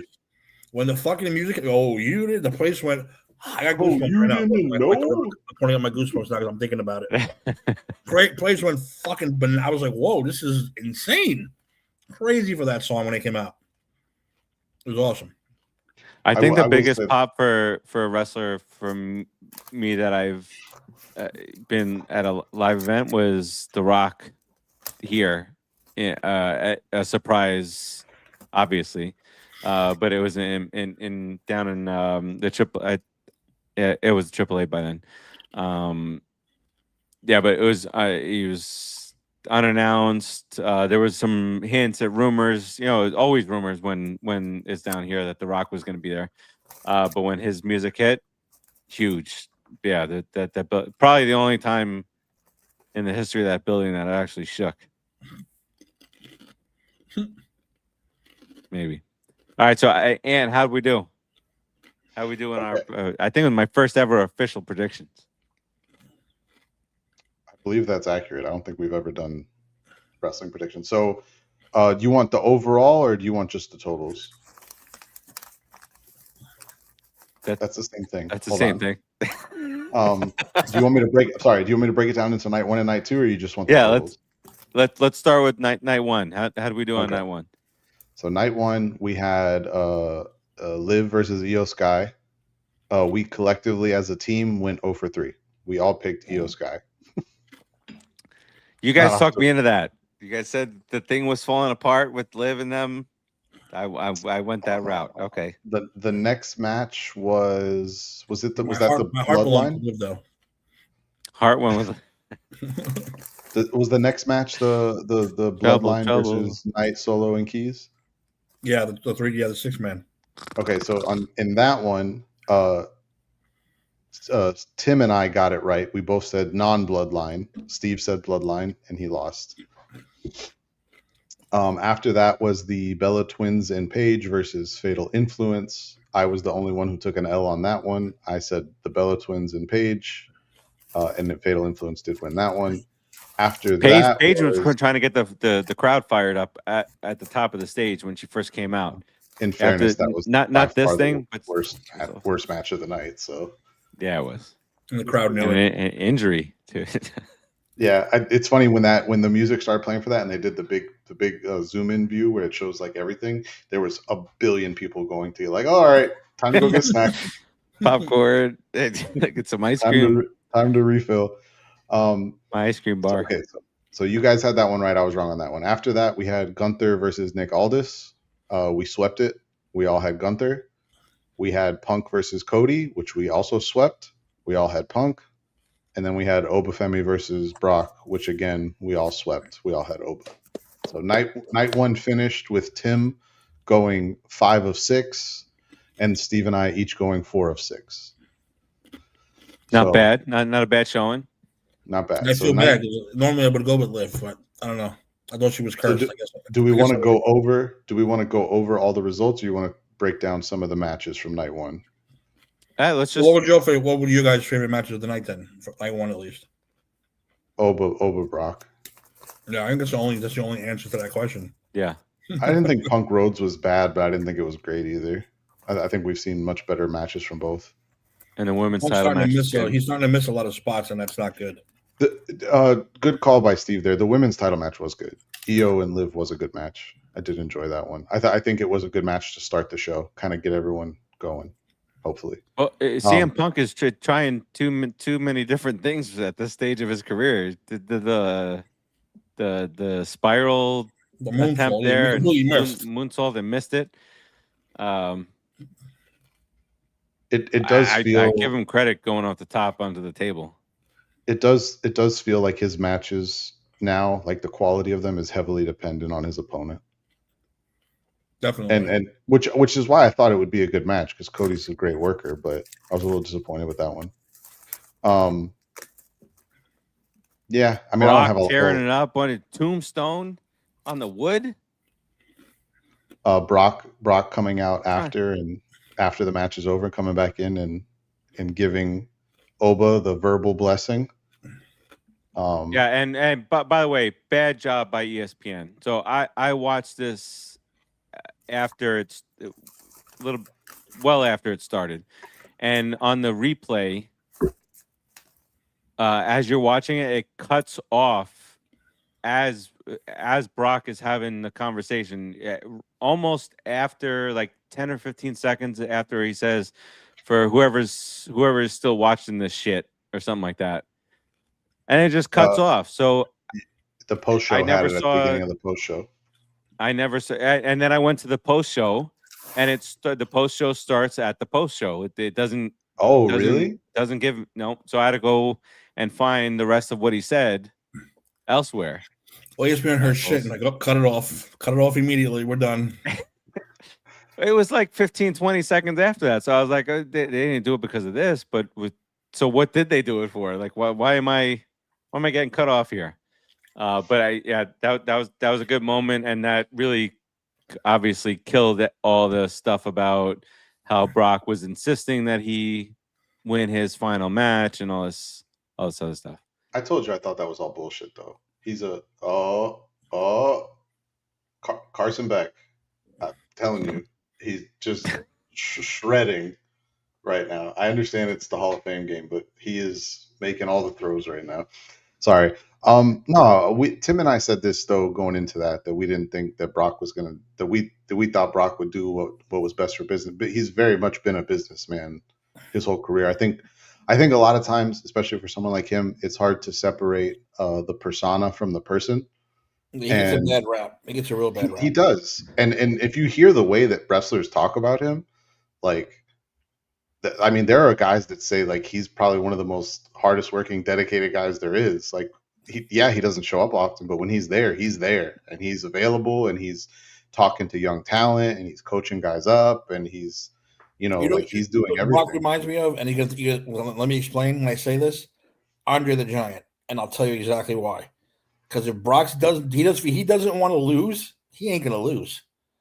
Same way with Andre. This is why Andre could be considered the greatest of all time. That dude, and every wrestler's ever said it in his entire life. Andre won, because they wanted him to win because he was a very big attraction.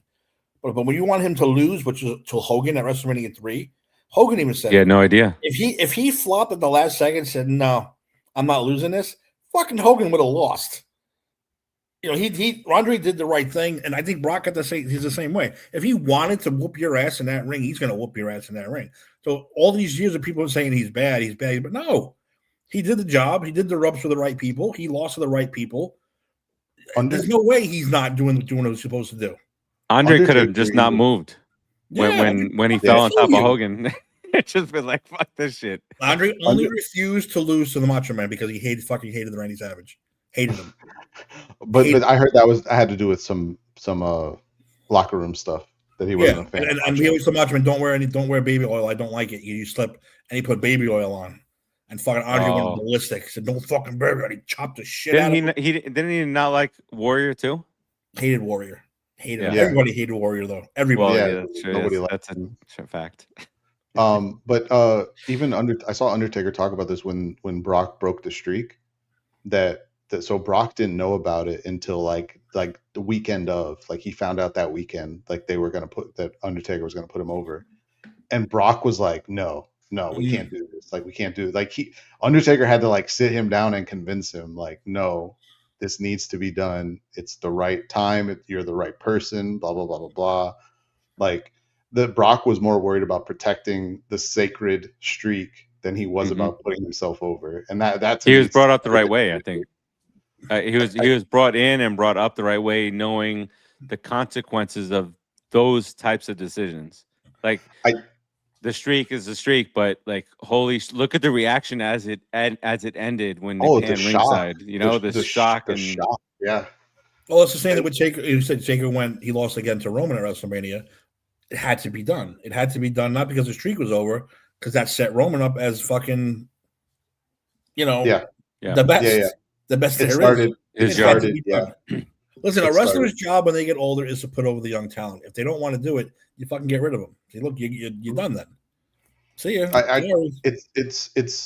It's funny because, like, without getting too much to kayfabe stuff, like, what this business is about is, what those two people in the ring do for each other while they're in the ring together, right? And it is very much a team effort. And that's why, like, I think guys, especially like Seth Rollins, like, and I've said this on this show 100 times. I'll say it in 100 more probably. He's my favorite because win, lose, or draw, you get 188% out of that guy every night. If he needs to put someone over, he's putting someone over. If he needs to look dominant, he'll look dominant. Like, he is just such a worker. But I want to focus on Brock because he does get a bad rap. And it seems unwarranted because there's a lot of people. Who was it? Tim, you mentioned it. Who was it who was saying that he was helping coach their kid in wrestling, like wrestling? Yeah, who was that? I have a very bad memory now. I forgot who it was, but I heard that story the other day. I saw it and I was like, "Oh, like this guy gets a bad rap for this stuff." And I think some of it he is allowed to take place because he does like to keep his private life private. That's what it is. He doesn't want, his private that's right. It's the right thing to do too. Nobody. Oh no, him, So he might be a little standoffish sometimes. But wouldn't you be standoffish at 3:00 in an airport? You just want to go the fuck home, and there's 1,500 guys screaming in your face for a fucking autograph.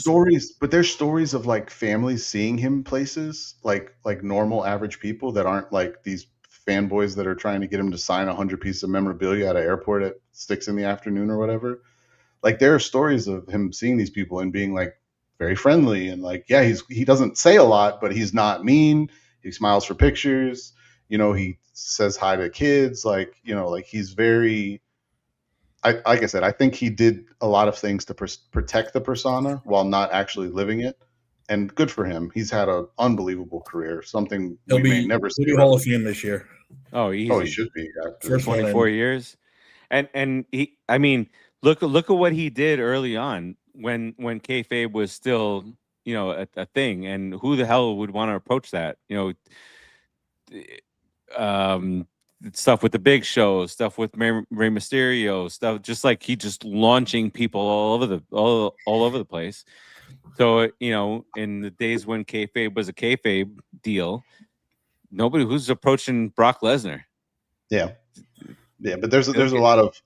I think it'll be cool now that he's retired because I hope that we get to see a little more behind the scenes stuff with him. I would love that. Just I think with anyone peeling back the curtain a little bit and showing the humanity of some of these people, I think is always going to be a good thing. We'll have to wait for Unreal next season. That'll probably be where it is. Let's see I can't see him doing Unreal. I can't see. That's what I was gonna say. If he's got more involved, like if he's more willing to, with the whole the road to SummerSlam, was he more willing to open up than what he has previously? Because we didn't get much from him on Unreal. Well, I think some of that is, and yeah, maybe next season, maybe we get some more. I hope so, but I don't think so. I don't think he likes. I think for him, it's going to be something like maybe like 5 years from now. Oh, excuse me. You're going to jump right into it like The Undertaker and do all these podcasts and all this stuff? No, I don't think he's that kind of guy. He's too reserved because he is very reserved. I do think we talked about it the other day, the videos he does with the guy from Modern Family. Yes. Yeah.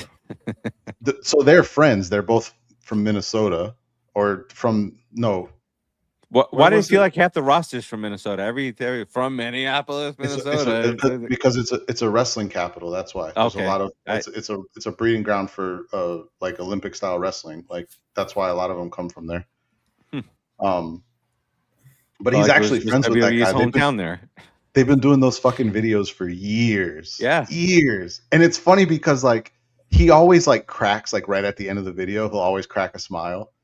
Because I think it's like the 6th one they've done together. Mm-hmm. But the rest of the video, he's being so serious. And I get such a kick out of those. The second person I'm going to punch the first person I see. Damn it, Brock. The second person I see. Brock, get out of the picture. And then he cracks a smile. Yeah. No, I love it. But yeah, no, I would love to see like a documentary or something about him. And just, I think it was cool him on McAfee. I mean, he's obviously done McAfee before, but it did feel like this last one he did where he opened up a little bit more. Still wasn't like super long, but like talking about like, hey, like my 2 boys are hockey players and they're getting good and I want to go spend time watching them.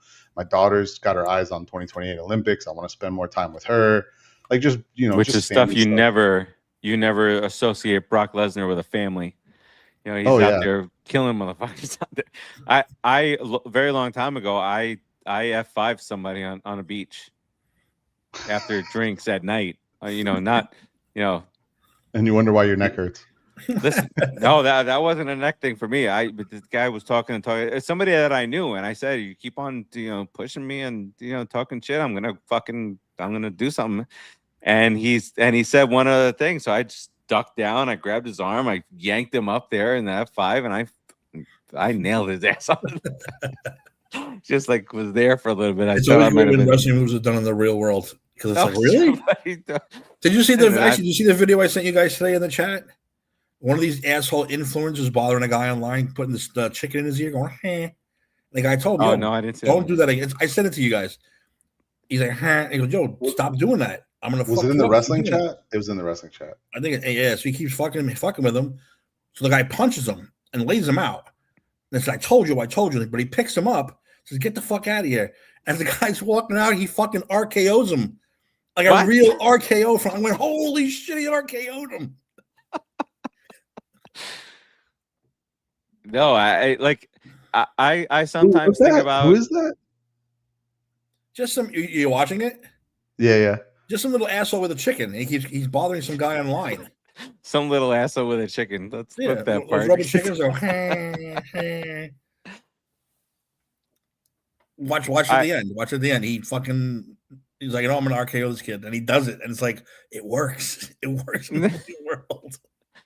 I've seen a Sweet Chin Music done like in real life. I mean, I've arcaded people in the pool because they're standing on the pool checking the water if its temperature is nice. And I said, if you're standing next to the pool, you're getting RKO'd into the pool. That's just a rule. I just when I was young and we would wrestle out in the front yard, not even in the grass, but in the concrete. And I'd be putting somebody in a sharpshooter on the concrete. And I'm like thinking back now, all these years later, like, how did the cops not drive by? Somebody say, "Hey, these kids are beating the shit out of each other." That's funny. I used to, when the wrestler got hung up on the turnbuckle from their legs and they'd be like stuck down. We used to do that, and people would be, pretend kicking on the side, and nobody stopped us. That video is crazy. I'm sorry, I had to watch it twice. Yeah, no, when you're especially a pool, you don't stand next to the pool and dunk your toe in to see how the weather. If you do, you're going in, and you're gonna go in RKO style. That's just the way. That's just the rule. And if you're smaller than me, you're getting suplexed or choke slammed or something. Oh yeah, somebody's got to get a spear. That's what all my little cousins, all love me. But now that I'm like, dude, I can't do that no more. I'm too old. But back in the day, I used to come into pools and have 10 kids jump on me. We CM Punk now. He's like, "Oh, we know you're gonna fucking." So I did. I choke slam one, fucking body slam another. I used to do it with the little ones, and I would do the F5, and then but instead of like just spinning, I would like fucking throw them and spin them. I used to love it. Water's great. All right, so night 1, night 2. Night 2. All right, so night 2, first match. I feel like we should get a pass on this because we picked based on bullshit. 1v1, not a fatal 4-way. Yeah, we canceled that one. The match turns into a fatal 4-way. We all had Finn Balor winning. Timmy had tears in his eyes. Kevin Owens comes back. It was cool to see. That was cool to see KO come back. He was getting emotional on the ramp. You saw he was trying to hype himself up to like stop himself from crying. That I can't wait for that on Unreal. Like those type of things where they let's throw a hoodie on him, sit in the trailer for X amount of hours, hide. But no, they knew he was there. He was at the meet and greets and shit with other wrestlers. Yeah. I think I sent the video in the chat. Dom was doing his meet and greet, and he was fucking with Dom while Dom was doing his meet and greet with people. Yeah. So like, but no one knew he was cleared because his injury was that bad. The last reports we got was it was career ending, and he probably wasn't coming back. And it's been a year and a half. It's been 18 months. It's crazy how long it was. So anybody can come back from a neck injury. That's it. Well, and he came out fucking guns blazing. Oh, what the hell is he doing? What is like immediately? Let's test the neck out. I think there are some. Twice. I think there are some people that when they do what they do, they only have one speed that they do it at. Yeah, but and like hit my knee first, bro. Don't. it was entertaining to see him back. It was a great pop to see him come back. I thought the match was solid, which you had 4 great wrestlers in there, so Yeah. I didn't expect anything less. Like adding Gunther in, I thought just adding Gunther to Zayn versus Baylor was amazing. I'm like, oh, this is great. When I was watching that, I thought what they were doing is like, oh, this is a way to like actually say like, not only is Finn Balor the number 1 contender, but like he's a legit number 1 contender. He just beat Sammy and Gunther. That's what I thought it was. I'm like, oh, this is perfect. We picked this one perfectly. And then when I saw KO's music come out, I'm like, I don't know that I'm right on the Finn Balor one anymore. Like, and Sami Zayn was just in stunned disbelief for like 60% of the match in the corner. Yeah. But it was a great match. So we technically get that one wrong. Second match of the night was Trick Corbin, right? Trick Corbin was second. Oh, comfortable. Yeah, Corbin gets a dub. I definitely did not pick Corbin. None of us did. We all got that wrong. We all picked Trick. That's fair. It was a good match. I didn't think there was anything. Yeah, it wasn't a bad match actually. It was pretty. Yeah, no, it was a pretty good match. We'll see what they do with it. I don't understand trying to push Corbin so fast, especially at the expense of Trick. But okay, I like Corbin. I liked him back in the day. I thought they could have done something better with him. I love End of Days. I think that's one of the best finishers. It is a very cool finisher. I definitely agree with that. I did think, like I said, I thought it was a good match. I thought he looked good out there. Trick's phenomenal. So it was a good match. I'm interested to see what they do with it. Put it that way. I wonder if this was more about pushing Corbin a little bit, but also giving Trick a chance to maybe explore higher opportunities. At least that's what I'm hoping. Money in the Bank is next. So he wins Money in the Bank, That's true. I saw Trick in person when they came down here. It was definitely entertaining. I'm already picking Trick for the Money in the Bank. I like that. That's actually a really. I see. Tim's always 2 steps ahead of us on this stuff. Of course. All right. So then after that, you had the 5-way women's ladder match, and we were right. We were actually right. We were right. We put it into existence, and it happened. Chelsea Green. I hate that they kept. They got us good though. I feel like they got us good. Yeah. When they ran out, I'm like, fuck. My heart just sank. And she had already she was already up there, so that was our like, oh, it's gonna happen. Oh no, it's not. They played it well. Everybody's out. See, it's smart too, because even if she wasn't supposed to win, like I could see mid-match going, Chelsea got to win, because the crowd went fucking ape shit when she got close. Crowd went bananas. No one else got that reaction. No. So I could actually picture Triple H going, look at the crowd. We're doing a switch. Chelsea's winning. Okay. Change the ending. This is what we're doing. And they probably, okay, let's do it that way. And the excitement that grew when everybody fell, to the lack of a better word. And she's just there, like hanging out there. And she's like, oh shit, let's go. Did anyone else think that Tiffany Stratton had broke her entire back on that one bump? Yes. Oh my God, yeah. Yes. The way she screamed, I'm like, oh, she fucked something up bad on that one. And then she was back in the ring like 2 minutes later. I'm like, all right, good sell job, because you had me convinced you hurt. There's another spot where I was like, oh, she's dead. I forget what it was though. I was like, oh, she's dead. And she was up 2 minutes later.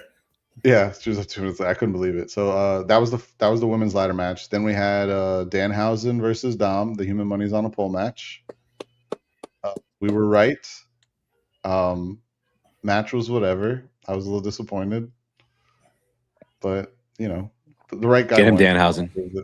They immediately throw Dom into more feuds like the next night on Raw. So I like that they have a plan for Dom going forward. They're not going to let it hinder him. Then we had Penta versus Chad Gable.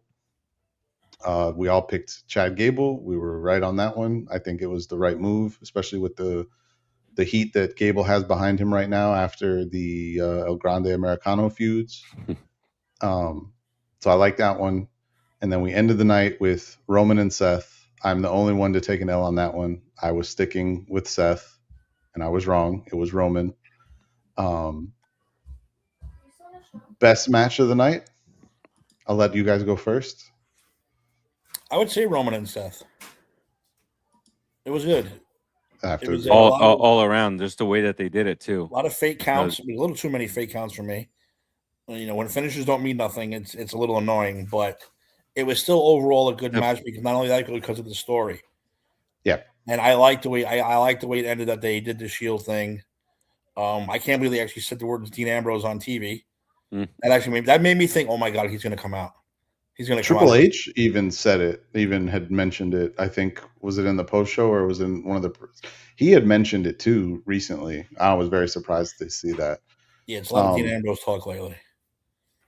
There's usually Michael Cole will be like, these two guys are part of the greatest faction of all time. They never mentioned. Yeah, the third never guy. mentioned the third member. Even when they showed Seth hit Roman with the chair when he turned on him, he never showed Dean Ambrose standing to the next one. He would box it into where it's just those two. Yeah. I think we should, but I know I didn't eat it. It should be it was foil underneath the spaghetti. It was fitting.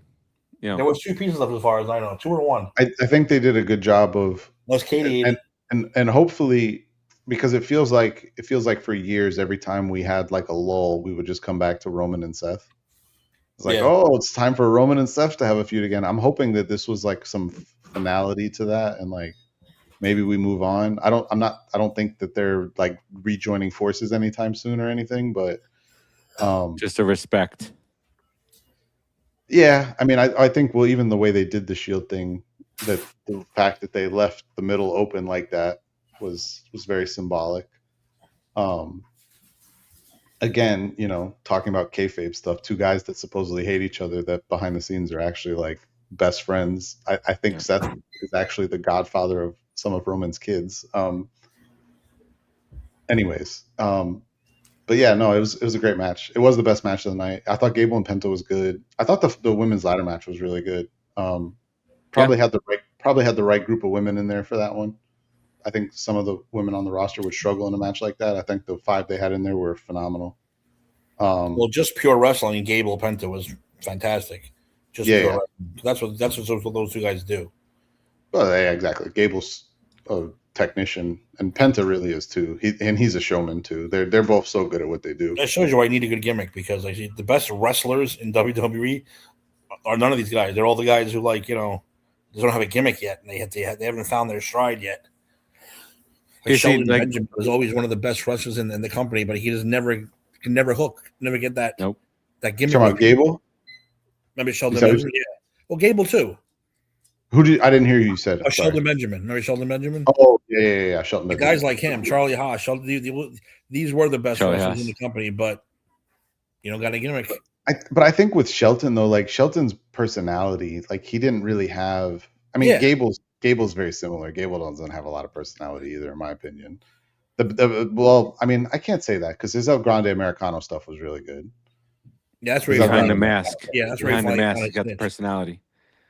They've got to find a way to translate that, which I think they're doing a good job so far. They just got to keep it going, keep building momentum with it.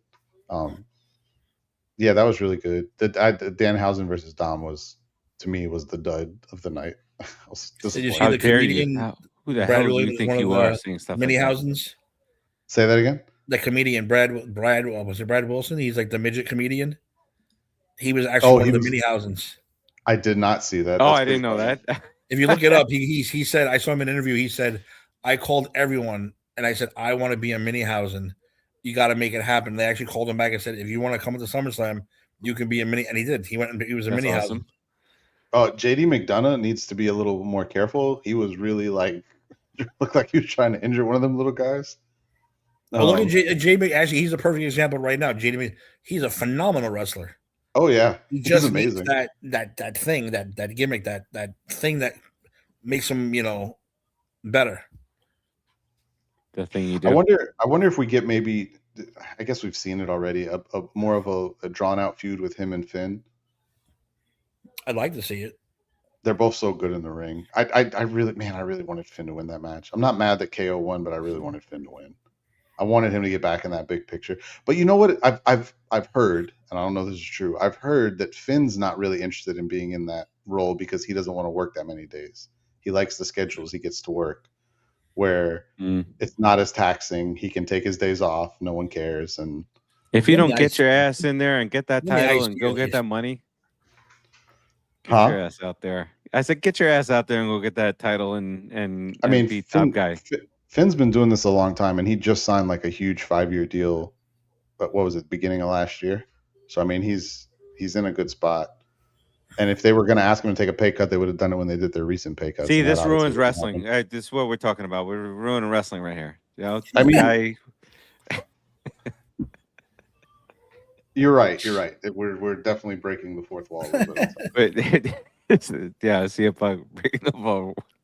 You know, it's like NFL deal. We're talking about NFL contracts now. We're telling Finn Balor signs a multi-year deal, so he doesn't want to be a champion. I'm not saying that's true. It's just something I had heard. That No. he enjoys the I'm shit just that he gets saying to this, wear. like Yeah. just This is something no one would have ever talked about in wrestling 10 years ago. How dare they? All right. But I will say, Sunday night had everything that you could imagine in a pay-per-view, right? The storyline of the main event lasting all these years, a huge, not just a shocker, but a double shocker. One shocker more shocking than the other, and the returns in the fatal 4-way, right? And then a crazy ladder match.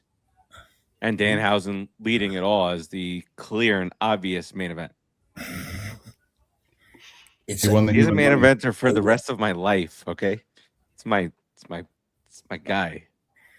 Do you have your Danhausen shirt yet? There's a few of them out there. I think there should be one with him and Cathausen. That's the one I want. I'm sure someone's made it. You just got to find it. They should retire. They should bring up a banner. I'm not even joking about this. Him like this with the curse thing. Yes. No, he should be pointing at. Put him in between Hulk Hogan and Billy Joel.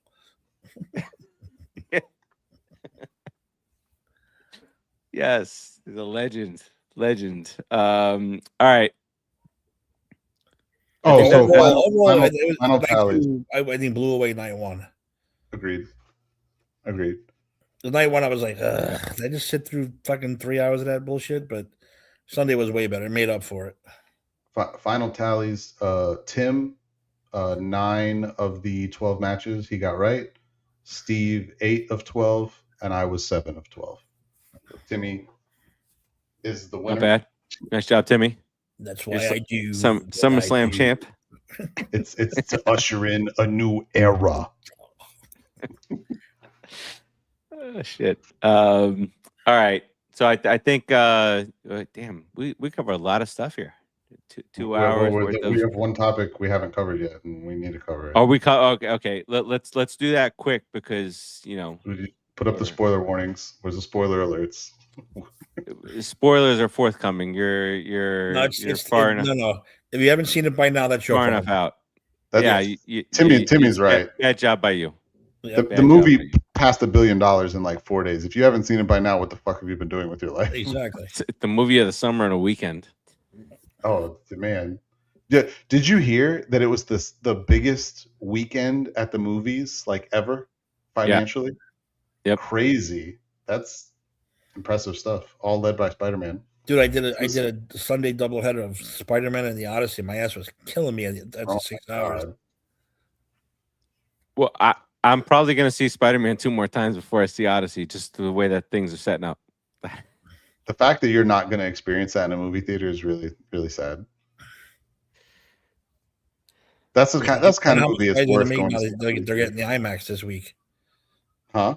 Spider-Man. How much Spidey's going to make it now that they're getting the IMAX release? Because they didn't have the IMAX. Crazy about that? Only the Odyssey had the IMAX. Well, now Spider-Man's taking it. Remember, though, the Odyssey is still running in IMAX through mid-September. And there's talks that they're going to extend that one even further. I mean, it's still selling out every fucking show. So, all right, brand new day.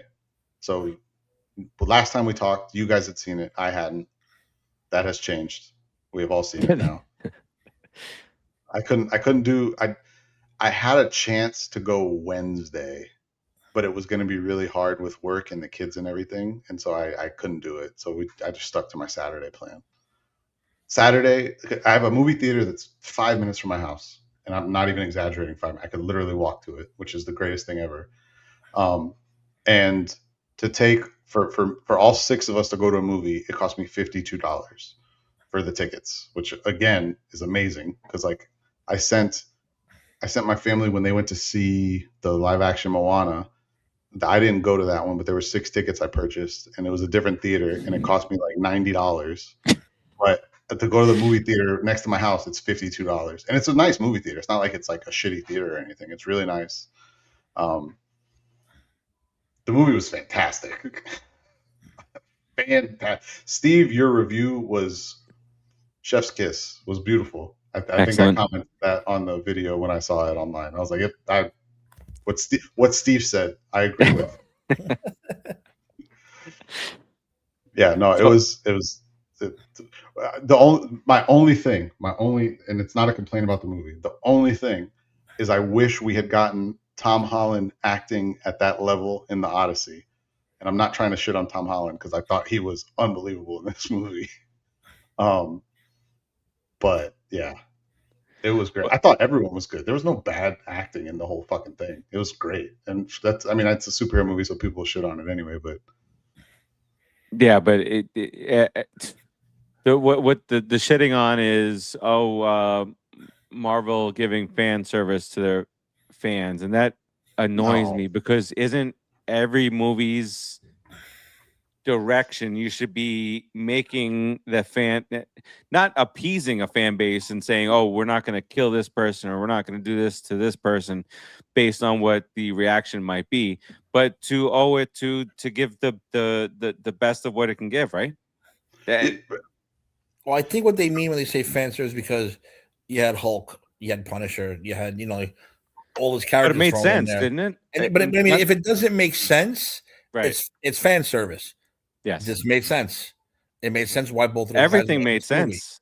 Movie. Yeah, Steve touched on that in his review video that like none of the extra Bruce Banner or Yelena popping in, like none of it felt forced. It all worked with the story. It kept everything flowing nicely.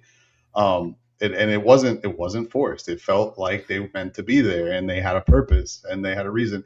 The one disappointment I have is there's a comic strip in the comic books where I think it's in, is it in the Brand New Day or is it in One More Day? It's in one of the ones where Spider-Man's where people forget that he's Peter Parker and he runs into the Hulk and he's as the Hulk. It's not Banner, it's the Hulk, and the Hulk calls him Peter, and he doesn't catch it at first, and then he's like, wait a second, how do you know who I am? And he's like, Banner forget, but Hulk never forget. And I wanted that line in the movie so fucking bad. We got the symbolism of it, but we didn't get the line, which it was cool to see the symbolism of it. I really wish we had gotten the line. But it was still the one thing I haven't done yet, I obviously I've seen it, but I haven't experienced it with a theater full of fans, because what I went to is usually it's a press / advanced screening, but they didn't do any advanced screenings for this. The advanced screenings that they did for this was through Amazon Prime, and you had to pay for it anyway. But this was just a press only screening, so you get some of the reaction, but it's it's much more reserved. And then you got the people who hate on all of these movies that will hate it no matter what, and there's just no reaction because it's either they already intend to shit on the movie, or they don't know why this or this or this is happening because they were never really true fans of comics growing up, or didn't. Sometimes you speak to some of these critics and they're like, it's as if they've never heard of Spider-Man before. Oh, well, these you hear sometimes in the Spider-Man movies, oh, these awkward, sarcastic comments. Well, that's Spider-Man, okay?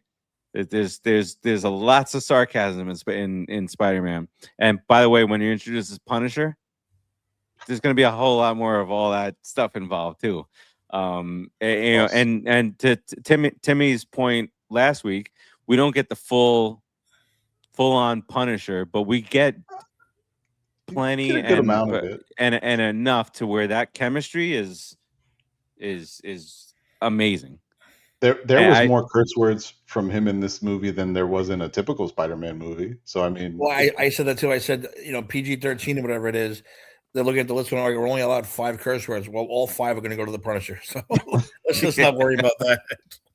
But to Steve's point though, too, Bernthal and Holland together on screen, those guys just have a thing, and it works. The Staten Island thing is just like seeing Spider-Man and Odyssey back to back. You're like, oh my god, it's Spidey and the Punisher back together again. This is awesome. Yeah, but even my kid goes, he's the first time he saw Odyssey. He goes, how many fucking comic book characters? And it's like, a lot. Yeah, they're all in it. Ton. Batman, Spider-Man, the Punisher. I mean, Batman and Dr. Dre are trying to kill Spider-Man so they can marry the Catwoman, who's married to fake Loki from Ragnarok. Oh my god! People forget that guy played Dr. Dre. That was a great breakdown right there. You throw that on TikTok. And Spider-Man's mom is Catwoman, and Dr. Dre and the dozen was trying to kill him, and he hit the dog, and it's like what? And then what's the guy? What's the guy that likes dogs? And what's the clown's name from Spawn? Clowny. Is it just Clowny? And then you have Clowny as a Matt Damon's best friend. But well, Steve hasn't seen it yet. Leguizamo was fucking amazing in that movie. Like, and I'm not a fan of his either. Dude, I didn't even know he was in the fucking movie till I saw it. Then even when he first came on screen, I'm like, who is that? John Leguizamo? And then he started talking. I'm like, that is John Leguizamo. And I didn't hear. I mean, I probably missed it. I'm sure it was publicized, but I hadn't heard anything about him being in the movie, and I thought he was great. We're off topic. We're talking about the Odyssey now. Back to Spidey. Thoughts on Sadie Sink? Love her. Big fan of her. Agreed. I heard she was in the movie. I was like, that's pretty awesome. I really thought they were going to give us a new Mary Jane or a the other chick he always ends up with, and I was like, But when I heard she could be Jean Grey, I was like, oh, that's so much better because she's going to be around a lot longer. It was so good. Everything that they did with Jean Grey, and that's another thing. You watch some of these things, and they mention, I mean, you start being able to tell, but then when they say the name, I kind of look over at the others, and they're like looking at each other like, who? What? Oh you've not watched it, and you're coming in here. As many empty seats as I see around, you're stealing an empty seat. It's something like a speck of dust could have sat there and been more relevant to a review of this film than you are. I loved. So I got to see it with actual people who wanted to be there. So that was cool because even though it was so widely rumored and almost assumed that that's who she was playing, it was never officially announced till the movie came out. And even then, I don't think they've officially announced. Well, what's his name on the red carpet? Well, besides that, but like when they said like, oh, this, like when they're looking at her like little file and they say her name, the whole crowd is like, oh, I was like, everyone was hyped for it. That's what I miss out of it. I like, oh yeah, I love seeing Marvel movies with Marvel fans. It is such an experience. I love it. I love it. Yeah, that's the part. The Leo meme. Yep. Oh, I know what that is. I know what that. Even at the end when she gets on the bus.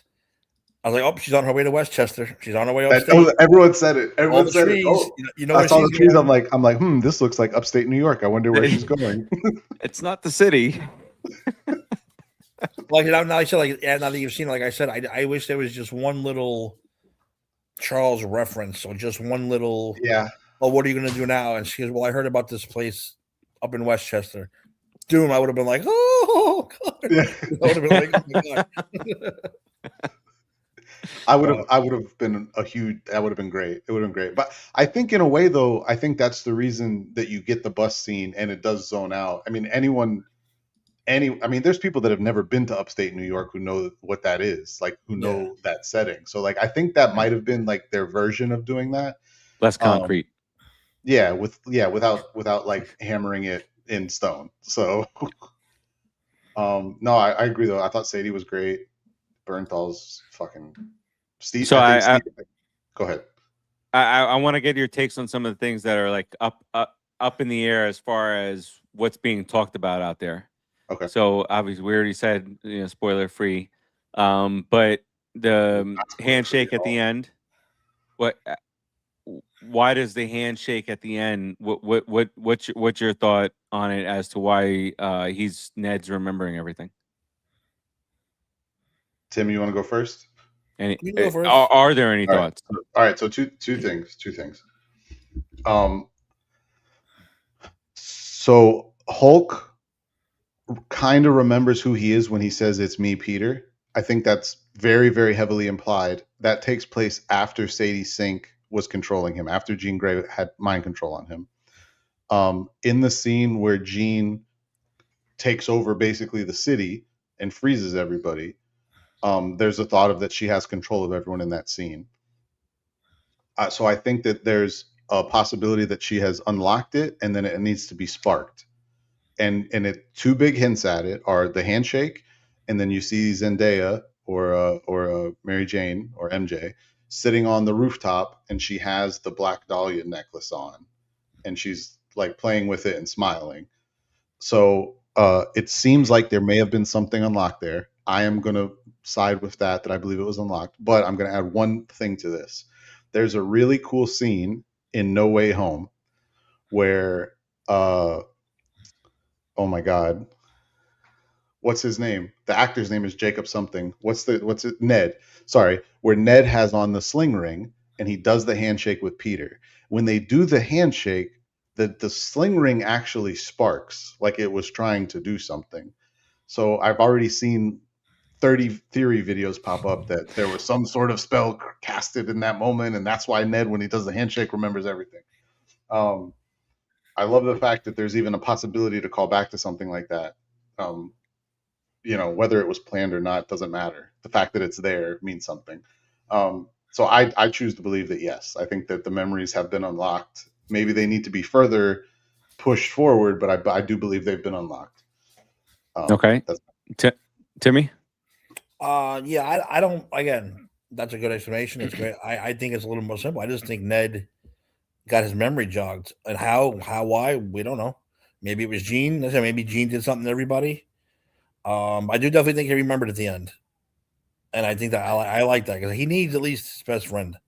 He don't get the girl, at least he needs his best friend. So MJ says that. I really like that scene too with them just playing the Lego. He's fucking dressed as Spider-Man, sitting on the floor, and she draws a picture of Legos. So I think that's good. So yeah, I think the handshake just kind of like unlocked it. Like it was like maybe muscle memory, and then that unlocked it. I think that just did it. Like the muscle memory is like, wait a minute, Peter. He's like, yeah, Dick, I'm Peter. Remember me now? He's like, I think he remembers at the end. So I'm hoping in the next one or the next one after the next one, depending on where he ends up. I hope Ned remembers at least. So my thought is, and there's a question behind it also, but my thought is that Ned was able to open up some stuff last time around, and I'm thinking maybe there's some type of a sorcery up there, and that's what clicked something for him, and that he was able to visualize something somewhere, and that clicked for him. Yeah, I thought about this. I went to my son's room on like Thursday or Friday after we saw it, and I said, "Hey, do you think this is possible? You think this is a thing?" And he was like, "Wait, maybe that is." I don't know. Maybe I'm not so crazy, but he opened up for the other Spider-Man, so maybe there's something in there that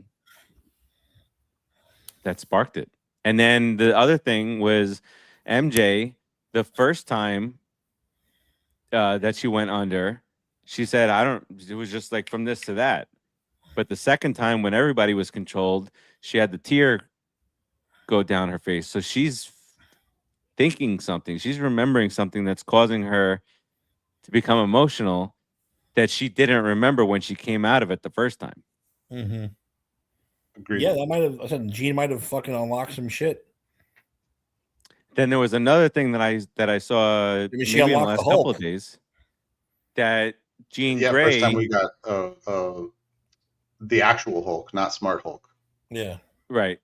Yes. in a Yeah. while. He was like, A long "Get the hell time. out of the building. Get out of the building now." It's like- Yeah. but you guys remind me of this because you've seen it more recently, and Timmy, you've seen it twice. But was these guys like Ned and the tier?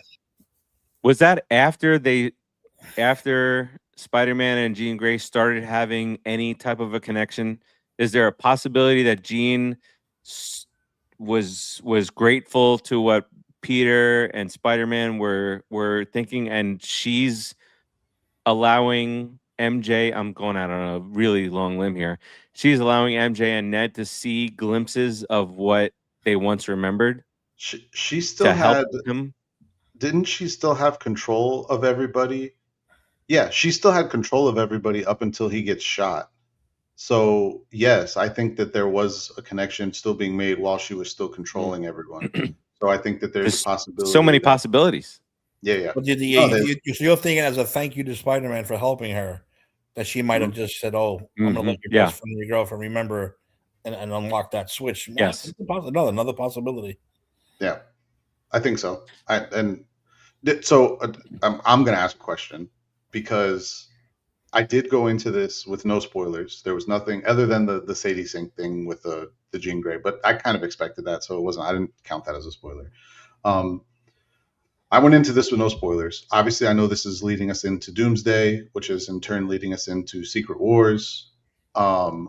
Did anyone other than me think that there was a possibility going into this that they would actually kill Peter? Because when he gets shot, I thought, oh my God, they're gonna do it. As soon as that happened, I'm thinking the last scene of this movie is Peter's gravesite with the symbiote hopping in. I could see it now. I could see it playing out. That's what I was fully expecting that. So when he pulled through, I do think it's cool though because they do heavily imply symbolically that the only reason he survives is because Jean Grey is controlling him and actually breathing for him. Yeah. I thought that was actually really cool the way they did that. I love the fact they didn't nerf her at all. That like you got to see like a pretty good range of what Jean is capable of. I thought that was pretty awesome. Yeah, she was nasty, but she didn't really do anything too horrible. Well, she was about to what's his face. Well, yeah, she's about to, but she never really did though. Because some people are like, "Oh, she's an X-Men. How can she?" Well, she's not an X-Men yet. She's also a 14 figure, whatever old she is, a kid who just got these powers unlocked, who's angry as shit for this guy taking her sister and murdering her or whatever, or at least hiding VMAX. her. VMAX. Oh yeah, man. I kept thinking it was like I thought it was some like mutant thing. And then as soon as she looked up at the air vent and saw it, I'm like, oh fuck. I knew what it meant then. I was like, oh shit. Tim, you're muted. Tim, you went mute. There you go. I don't think she was bad. I just think she did some things that she needed to do. She did walk a random street worker into a car crash. So that wasn't great. The guy might not break his legs. The car was flying.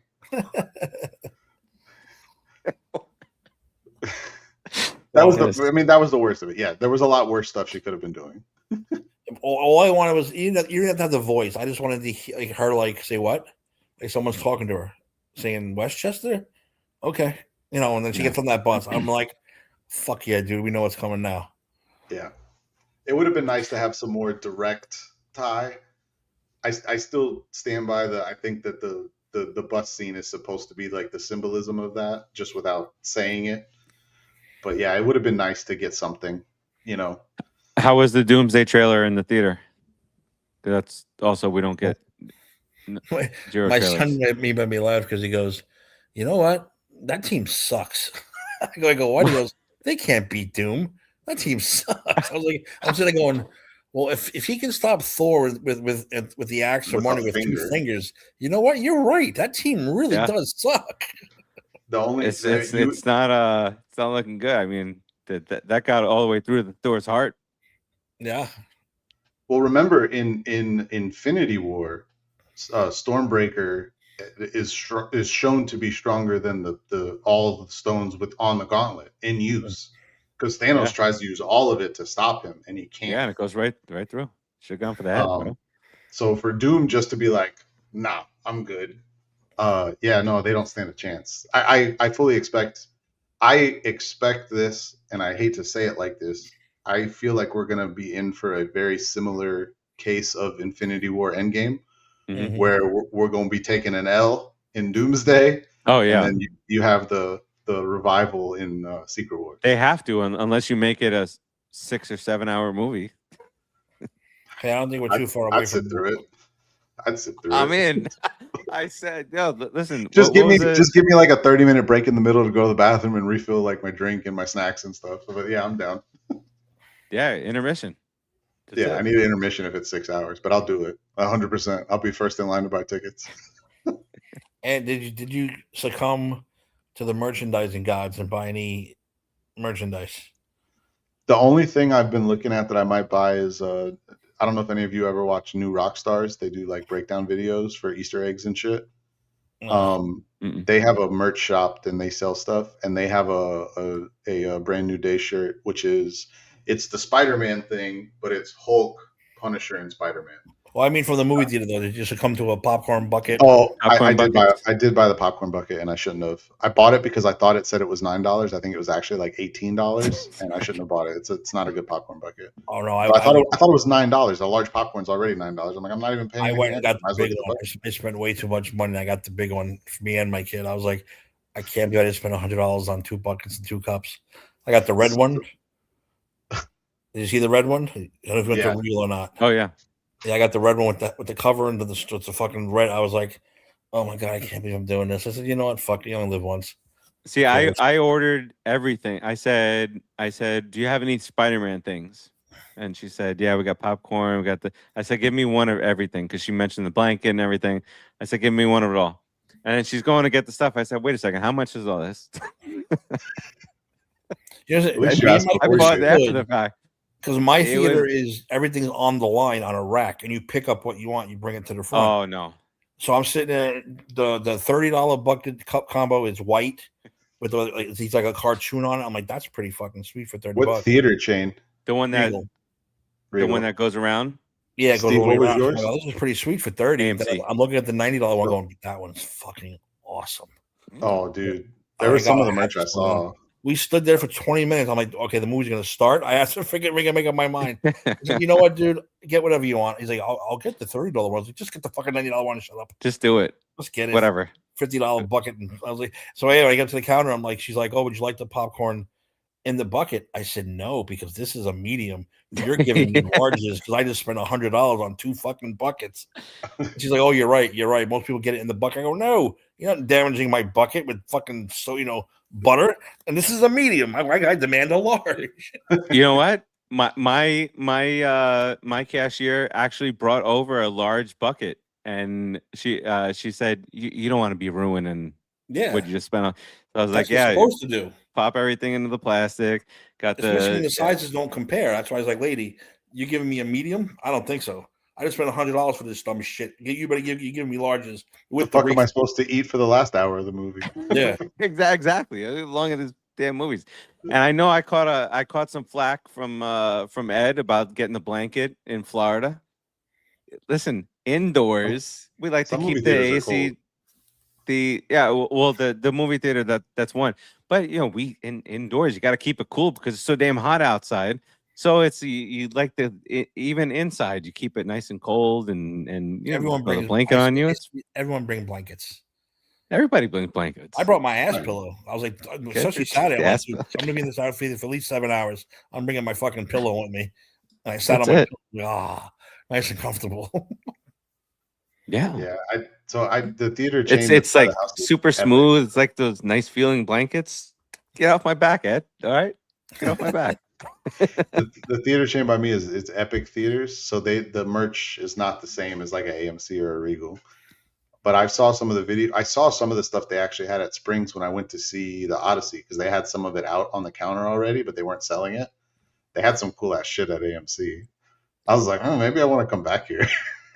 The Odyssey had the horse. The big fucking horse was. Oh, dude, I wanted the fucking Trojan horse popcorn bucket so bad. The Odyssey here at the real IMAX, there was a showing where the fire alarm went off, and they had to evacuate. You go across the street, and then they come back in, and they picked up. They said, "Everybody, find your seats," because you can't purchase the exact seats at the IMAX theater.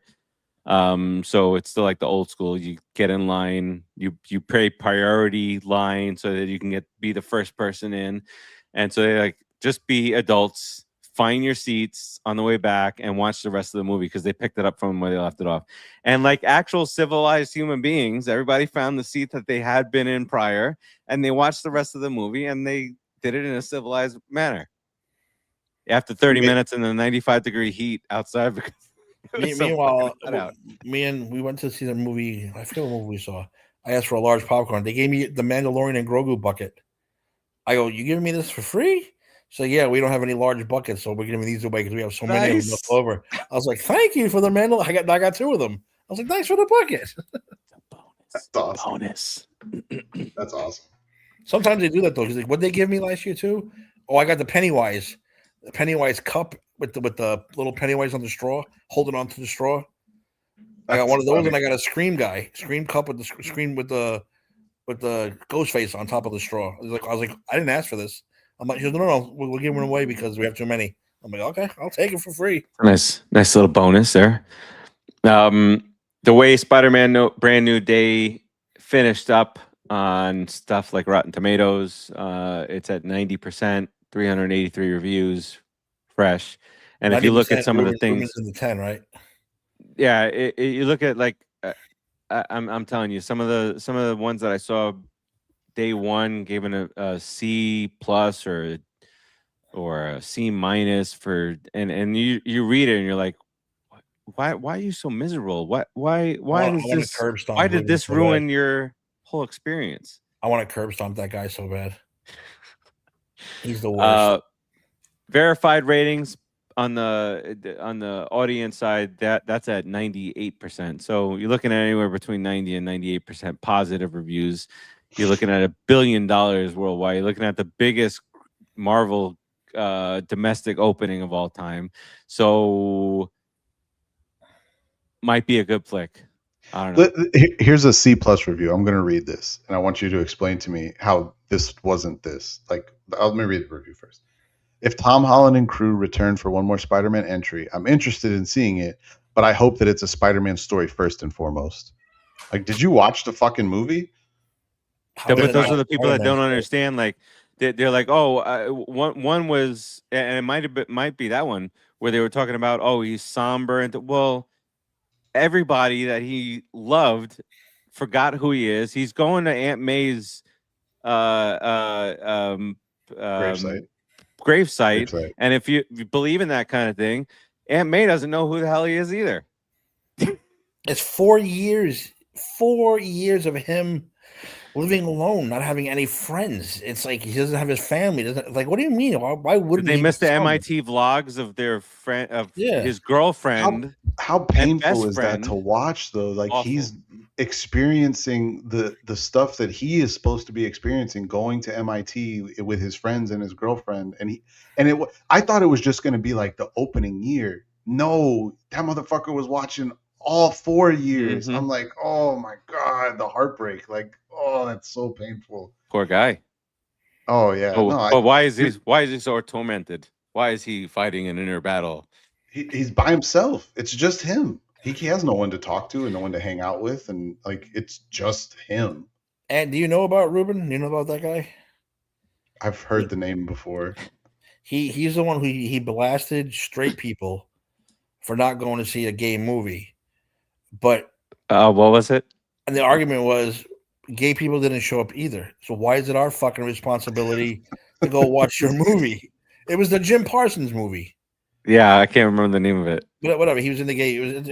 I'm calling it a gay movie because it was a gay movie. But he's like, yeah, you boy, fucking straight people. But no one showed up to see it because it sucked. Why are we responsible? And then Elsa's not exploring her feelings, and and Elsa should have been gay and Frozen. It's like, dude, shut the fuck up already. who was the other Why? one? Because she should have been gay. There's no other reason. No other reason. Which movie? I'm trying to figure out which movie it was. Is it The Boys in the Band? No, it was in the That's a Netflix movie. last 2 or 3 years. Look up Jim Parsons. Spoiler alert. Spoiler alert. That's the name of the movie. Spoiler alert. It has to be. I don't remember the name. But yeah. he blasted straight people for not going to the theaters. And I wrote, nobody went to the theater, dude. Nobody. Because maybe it was a horrendous movie because nobody saw it. It's like Bill Burr said, why are you blaming men for not going to a WNBA game when no women are showing up? Why are you blaming us? It's not our fault. Bill Burr's funny with that. Bill Burr is hilarious. I love Bill Burr. You ever see that movie he did? It was a Netflix movie, Old Dads or something like that. Old Dads. When that stupid Karen girl, not her name's not Karen, but she's Karen woman in the school. When he's like, I'm 2 minutes late, I couldn't find parking, and she's like, well, it's a $5 fee. So he turns around, he's carrying the kid, he puts the kid back down, and goes to pay the $5 fee. And she's like, oh, the first one's free, and says, well, why the fuck are you doing that in front of my kid then? Yeah. And then she's, you stupid cunt.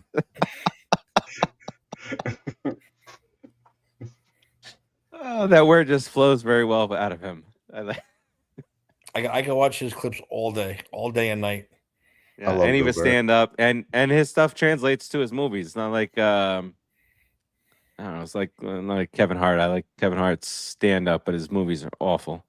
He's an awful movie star. To his credit, I mean, when they roast him, they're like, he doesn't turn anything down. And he says, no, I'm not going to turn anything down. They're going to be $20 million. Why would I turn it down? That's why the Jumanji trailer was funny with The Rock acting like he's a baby, like he's his kid. I'm like, oh, we know that's an inside joke. Them two in there, they're inside jokes. Rock can't have a fucking hit. Rock hasn't had a hit in a long time. Even Moana technically was a bomb. I mean, it wasn't, but it was. Well, you're talking about the live action, right? Live action, I mean. Oh, it was a hard bomb. That's just going to lose money. Yeah. I mean, it was up there. It was up there in the top 5, but it's for what it is. It's 265 million in the box office off a 250 budget, not counting marketing. So yeah, and it's only, if you look globally, it's like I'm gonna say this and sound weird, but it's not even at 500 million. I don't think globally. So I'll tell you he didn't look good as Maui in real life. He looked like a normal guy just walking around. I think it's like, the Maui's supposed to be like a huge, big chested, The complaints I got too were it's too soon. We're what? How many years ago was the Moana? 10. It's 10. Damn, it's been 10 years. Fuck. It's 10 years ago, but it's the same fucking movie. And they said that like the singing wasn't good, and then everything's green screened. Nothing's location shots. It's all green screen shit. Like, I don't know. What's the purpose of going to see that? Like, and now they're doing Tangled. Tangled is next. So, some of these aren't bad, but I have higher expectations of that one than I did this one. I did not think this one was going to be good. I was thinking Toy Story, so my apologies, but Moana hasn't even hit $275 millimillion worldwide. Yeah, no, total box office. Toy Story, right that was my bad. Toy Story is like around the $500 million mark. And I love the fact that Superman and Supergirl didn't even come close to what Spider-Man did in one weekend. That's hysterical. Supergirl wasn't very good. I was very disappointed. No. Supergirl was a pile of shit. Toy Story 5 over $1 billion, by the way, in the box office. So what the fuck am I thinking of? I'm looking at it. Was there a third?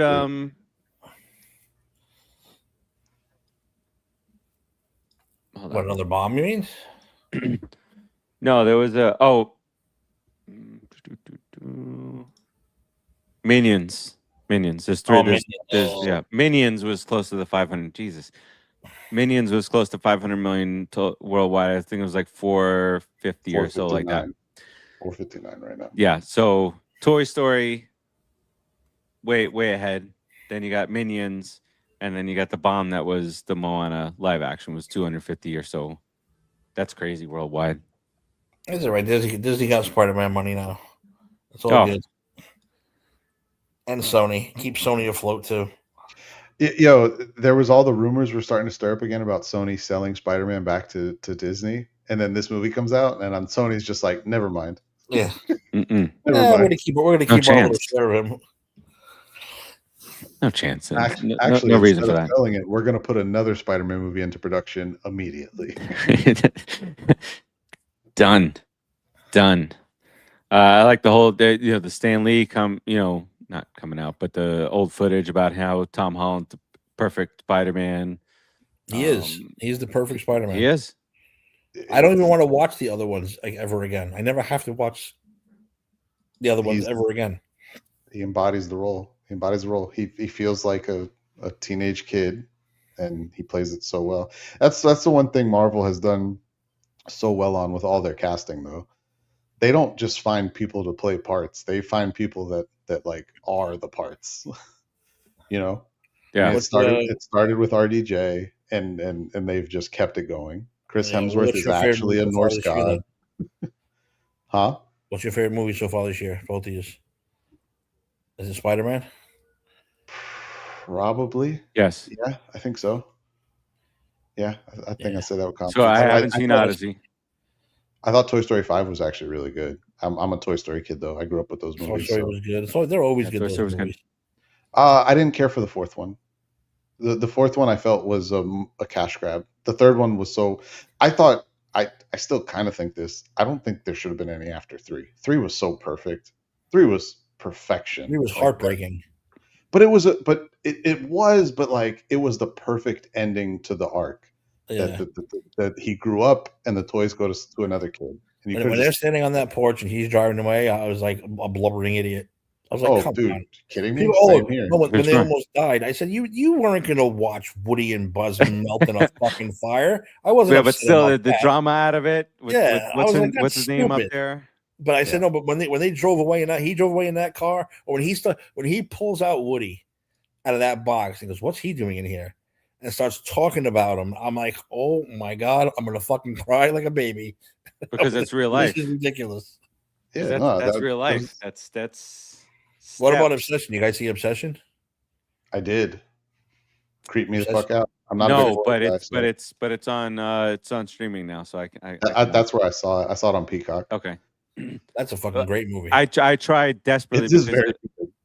A bunch of people said go see it in the theater when it first came out, and I wanted to, but it just didn't work out for me. The girl who plays the lead in that is unbelievable. Yeah, it's unbelievable. There's a part, I don't want to say, I'm not going to ruin it for you, see, but there's a part in the beginning where she first starts going a little loopy. She does all this shit, and the guy she was acting with didn't know she was going to do any of it. So his reaction is 100% real. So he's like part laughing, part going, "What the fuck are you doing?" And the director's just like, "Oh my god, this is fantastic." Because she was just going off the rails. And he's like part laughing, part going. She's not acting. What the fuck? By the way, what the fuck? So it's so good. Yeah, no, it's a very good movie. It is creepy. She's channeling her obsession. There's no acting. I told my son it's a perfect metaphor for life. He's like, "What do you mean?" Because we watched it. I had him watch it. He was a little disturbed. He's like, "I'm disturbed by this." I said, "Yeah, you should be." I said, "No, this is a perfect metaphor for life." He goes, "How?" I go, "No matter how crazy a woman is, a guy will still fuck her." He's like, "Oh, facts. These are life lessons that need to be taught." That's what I said. I said, "You got to stay away from the crazy ones. This is what's going to happen." And back to Tom Holland real quick. What's a better way to get into the scene than to do that lip sync Rihanna performance, Umbrella? God, oh yeah, I will never ever forget that. I can't hear the song without thinking of that. It's amazing, and Zendaya's reaction to it, and then today I hadn't seen it before. Maybe it's been out, but like today I've seen a bunch of videos of that episode, and what's her name? John Chrissy Legend's Teigen? wife. Yeah, Chrissy Teigen. Teigen hanging upside down, wanting to kiss Spider-Man, and then they cut to Zendaya like with a serious face on, like that gulp, like you're nervous about something's about to happen, and then Legend comes out and she's like, oh, she thought he was about kiss her man or future man. I don't remember the relationship status. Supposedly they got married. Yeah, they. Oh did. yeah, no, they did. Yeah. Oh, is it officially announced? I think now? so. I think I Yeah, saw they her. did. It's like her stylist or something said it. Yeah, they had a small. They didn't date until a much later than people thought they did. Mm-hmm. But Wow. how that just adds to it. That just adds to it. Yeah. What a great story. All right, You know, let's we talk end the about note those- on a great story. You're talking about those rumored things, like especially with the wrestling, how most of it's fake. There was one of those videos. Oh, all the women that Roman Reigns have dated, and he's like, they said Carmella and all. I'm like, Dick. I'm like, I even wrote on it because like I couldn't take it. I go, Roman's been married since 2014, very happily. He did not date 17 women that you said he did. And the other people were like, wow, he really got around. I said, no, he didn't. This is fake. Don't believe it. He didn't have any sunny days? He had no sunny days. You know what the one that made me laugh was he dated Nia Jax. I said, he dated his cousin? Are you fucking serious? Oh, I saw that. They're from Arkansas now. Research. You know they're Samoan. They're related. Stupid. Yeah, like, oh, he dated Nia Jax. I'm like, no, he fucking didn't.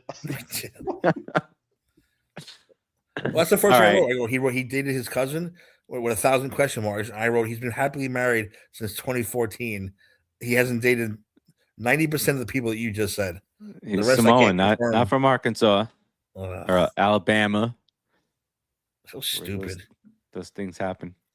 I'm gonna run into him at Disney one of these days. I'm just gonna be like, no, ask him how Nia Jax is in bed. no. See the reaction you get. No, when I finally get back to work and if he comes in, I'm just gonna stand up and put my hand up, and then I'm gonna come down real slowly and push the button for the elevator. He'll be like, what? Like, sorry, tribal chief. I'll take you where you gotta go. He'll be there. They're always if you do see him, that's the only way you can refer to him. Oh, yes, sir. Yes, sir, tribal chief. Yes. I said that to him. He was walking out of the elevator. I said tribal chief, and he just like nodded and kept going. Damn right. The guy looked at me like, "What'd you call him?" Like one of my coworkers. I was like, "Dude, don't worry about it. Mind your business, bro. If you don't know, you don't know." Tell him just stand there, put your hand up, put your finger up in the air now. That's the only reason I want to go back to work. It's because they're all fucking. They're all always there. I missed all the Spider-Man stuff. I missed all the fucking Mandalorian stuff. I missed everything. Yeah, they're always even if it's remote. The Panthers just won the Hall of Fame game on a walk-off scramble touchdown by their 5th string quarterback. He'll be fucking. Well, we hope people were watching us more than they were watching this Hall of Fame game. Sorry, we were interesting. I didn't realize the game was still on until I looked over. I was like, oh shit. I didn't. Why is it still on? They should cut that shit off at halftime. Carson Beck came out and I stopped paying attention. All right, let's do a round robin here. Timmy, what do you got here on the way out? I don't know. Go see Spider-Man again. Enjoy your life. It just makes you happy. And of course, Hall of Fame game or not, football's back, baby. I said I busted out my first Giants shirt of the year, my new one. I'm ready to go, and I can't wait. I can't wait for football. I did the with a body like this who needs hair. Nice shirt. I like that. But see, I got the new because now they're doing navy this year, and I'm not a fan of red, but I had to get it. Oh, it's cool. Where the hell's the front? Right there. There it is. Because I'm tired of the NY. Why can't I like show the swoop? I'm looking for more like the hoodies that are like the thin, like the t-shirt material. Yeah, well, that's because the way you are. This is what the fuck do I need? Yeah. thick and soft from the winter. Yeah, I don't. Yeah, I could use it maybe a couple of days a year, and that's got to be forced. Listen, I think before. How far apart are you guys now as far as driving? 3.5 hours. 3 hours. 3.5. I think we ought to plan a PCP get together. Let me know. I think we should. I live closer to the turnpike now, Steve. So if you ever do come up this way, it's easy to get to my house. Yeah, I don't care where it is, but we'll film. And we got to film a lot of it and edit it and put it out there. yes. No. Let's do it. Always. Let's get that diva from Georgia to drive down. He won't show up. He's too busy now. About local North Carolina soccer hooligans or some shit, whatever he's doing this week. Ant, what you got here on the way out? Echoing Timmy's sentiments. Go see it again. Go see it for the first time. If it's for the first time, shame on you. If it's for the second time, good job. I think maybe I'll do that this weekend. Actually, it's a good idea. See it a second time. Yeah, it was worth it. It'd be worth it. Yeah, and I'm gonna. And at $52 a clip, it's not that expensive. So. Yeah, my son went with one of his friends tonight. That was the second time. We're gonna do IMAX again, not the giant IMAX in Fort Lauderdale, but we're gonna do IMAX on Saturday, and then I want to do one of either the 4DX or the what did I call it? Screen X. Screen X. Is that the one that was over by where Grand Prix used to be? Grand Prix Racerama? Yes. So I have that option there where the roller coaster used to be. I have that option for Screen X, and I have Coral Springs. And then for 4DX, there is also Dania. That same theater has both. Right. And then the other one is across the street from me at Sawgrass, but I don't trust Sawgrass. So Sawgrass has a 4DX? Yes, I just found that out yesterday.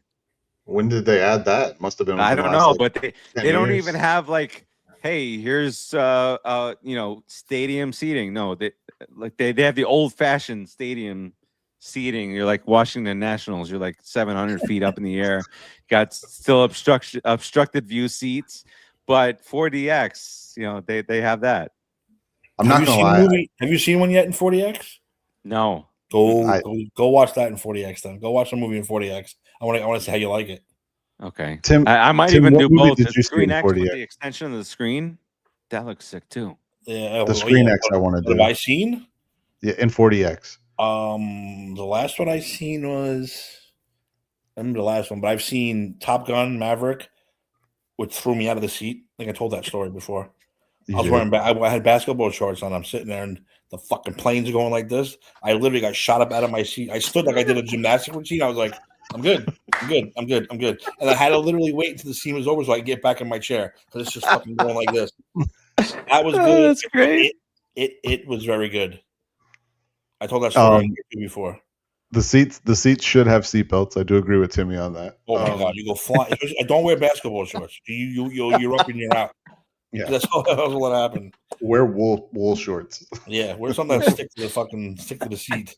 Velcro maybe. And I think horror movies are great in 4DX because it pokes. Oh, because yeah, and the seat has things on it too. Yeah, like I'll tell the story real quick. Again, I saw it, and when the balloon comes and pops, you get this blood. So they sprayed you in the face with water. So the whole theater went, oh shit, like everyone got shit. Nice. But one girl kept going, ooh, like she wouldn't stop. Finally, you hear her boyfriend go, "It's fucking water! Shut the fuck up! It's fucking water!" Everyone starts everybody cleared. Everyone starts dying laughing. And she goes, ooh. I love you, idiot. People are so extra, man. The only movie I've done 4DX in, and it was and this was several years ago, it was the second Zombieland movie. And it really fucked up my back when I did it, so I haven't done it again since. Eddie don't like them either because it hurts his ass. My ass is killing me. I said, yeah, you can't do an Avengers in a 3-hour movie. Like the Odyssey, I think is going to be. I heard people love the Odyssey in 4DX, but it kicked the shit out of you because every time you saw a horse or something, you were like, yeah. They're like, dude, stop! Please stop! Please stop! I saw someone filming after they came out of seeing the Odyssey in 40X, and they said, "Well, we made it to Ithaca."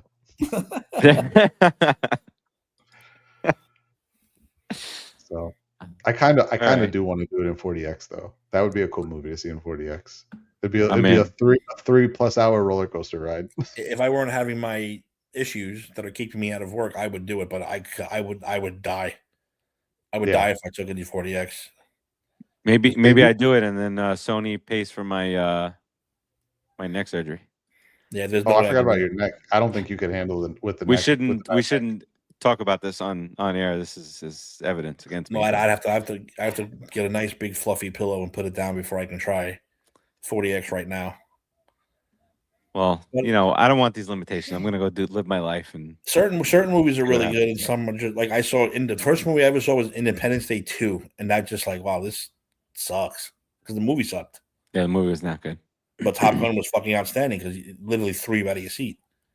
But don't try to drink anything either. You can't drink. You can't drink. I've seen videos with that too. It's just popcorn goes flying everywhere. You can't drink. You can't drink or eat during this fucking movie. I'm in for this next week. I might do one Saturday, one Sunday.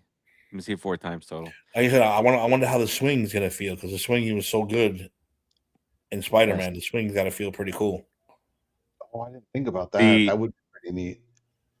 You mean the swinging that some people called disjointed? Yeah, right. That shit was amazing. So irritating. That I bet 40 has the wind. You feel like oh, Timmy, you're selling me. That done. I gotta go. you know why I think it was so good though? For a lot of those scenes, they had an actual person on this rig. I'm sure you've seen the videos of it driving through the streets, and it was basically the rig had them like actually swinging. Right. I think that's what made the shot so cool. Yeah, I mean, amongst other things, Destin Daniel Cretton, hats off, my guy, phenomenal work. I think it was the story's pretty funny. So he was supposed to be the one to direct Kang Dynasty, which is supposed to be the Avengers movie we got last year, which has turned into Doomsday, and we get it this year.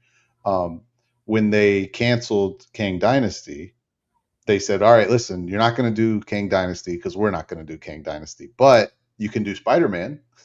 And apparently he was actually like, "Okay, that sounds good." That's the right answer. And supposedly because of that, they also greenlit. Well, I don't think it was because of that, but he's Shang-Chi 2 is getting greenlit, so it sounds like that's going to happen in like 2029 or something.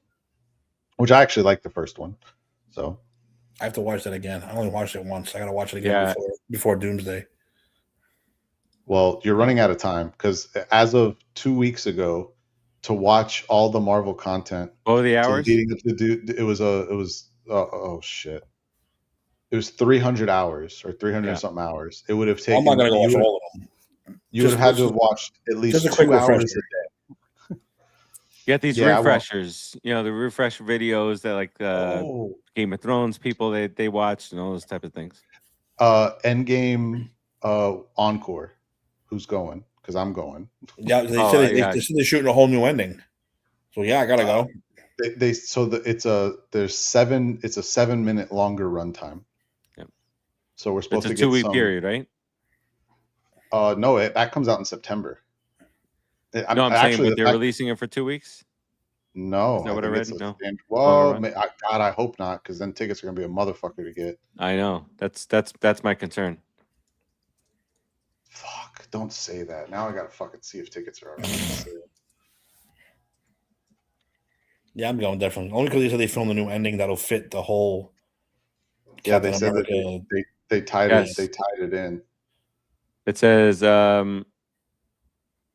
duration is unspecified by Marvel Studios. Those studio patterns for older catalog titles usually point to a short 1 to 2 week return to theater window. So, who knows?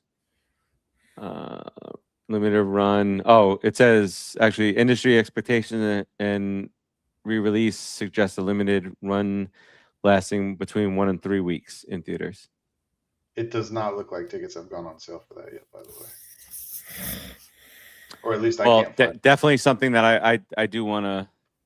If it's one thing that I miss from theater experiences, it's that. It's the reaction in Infinity War and Endgame.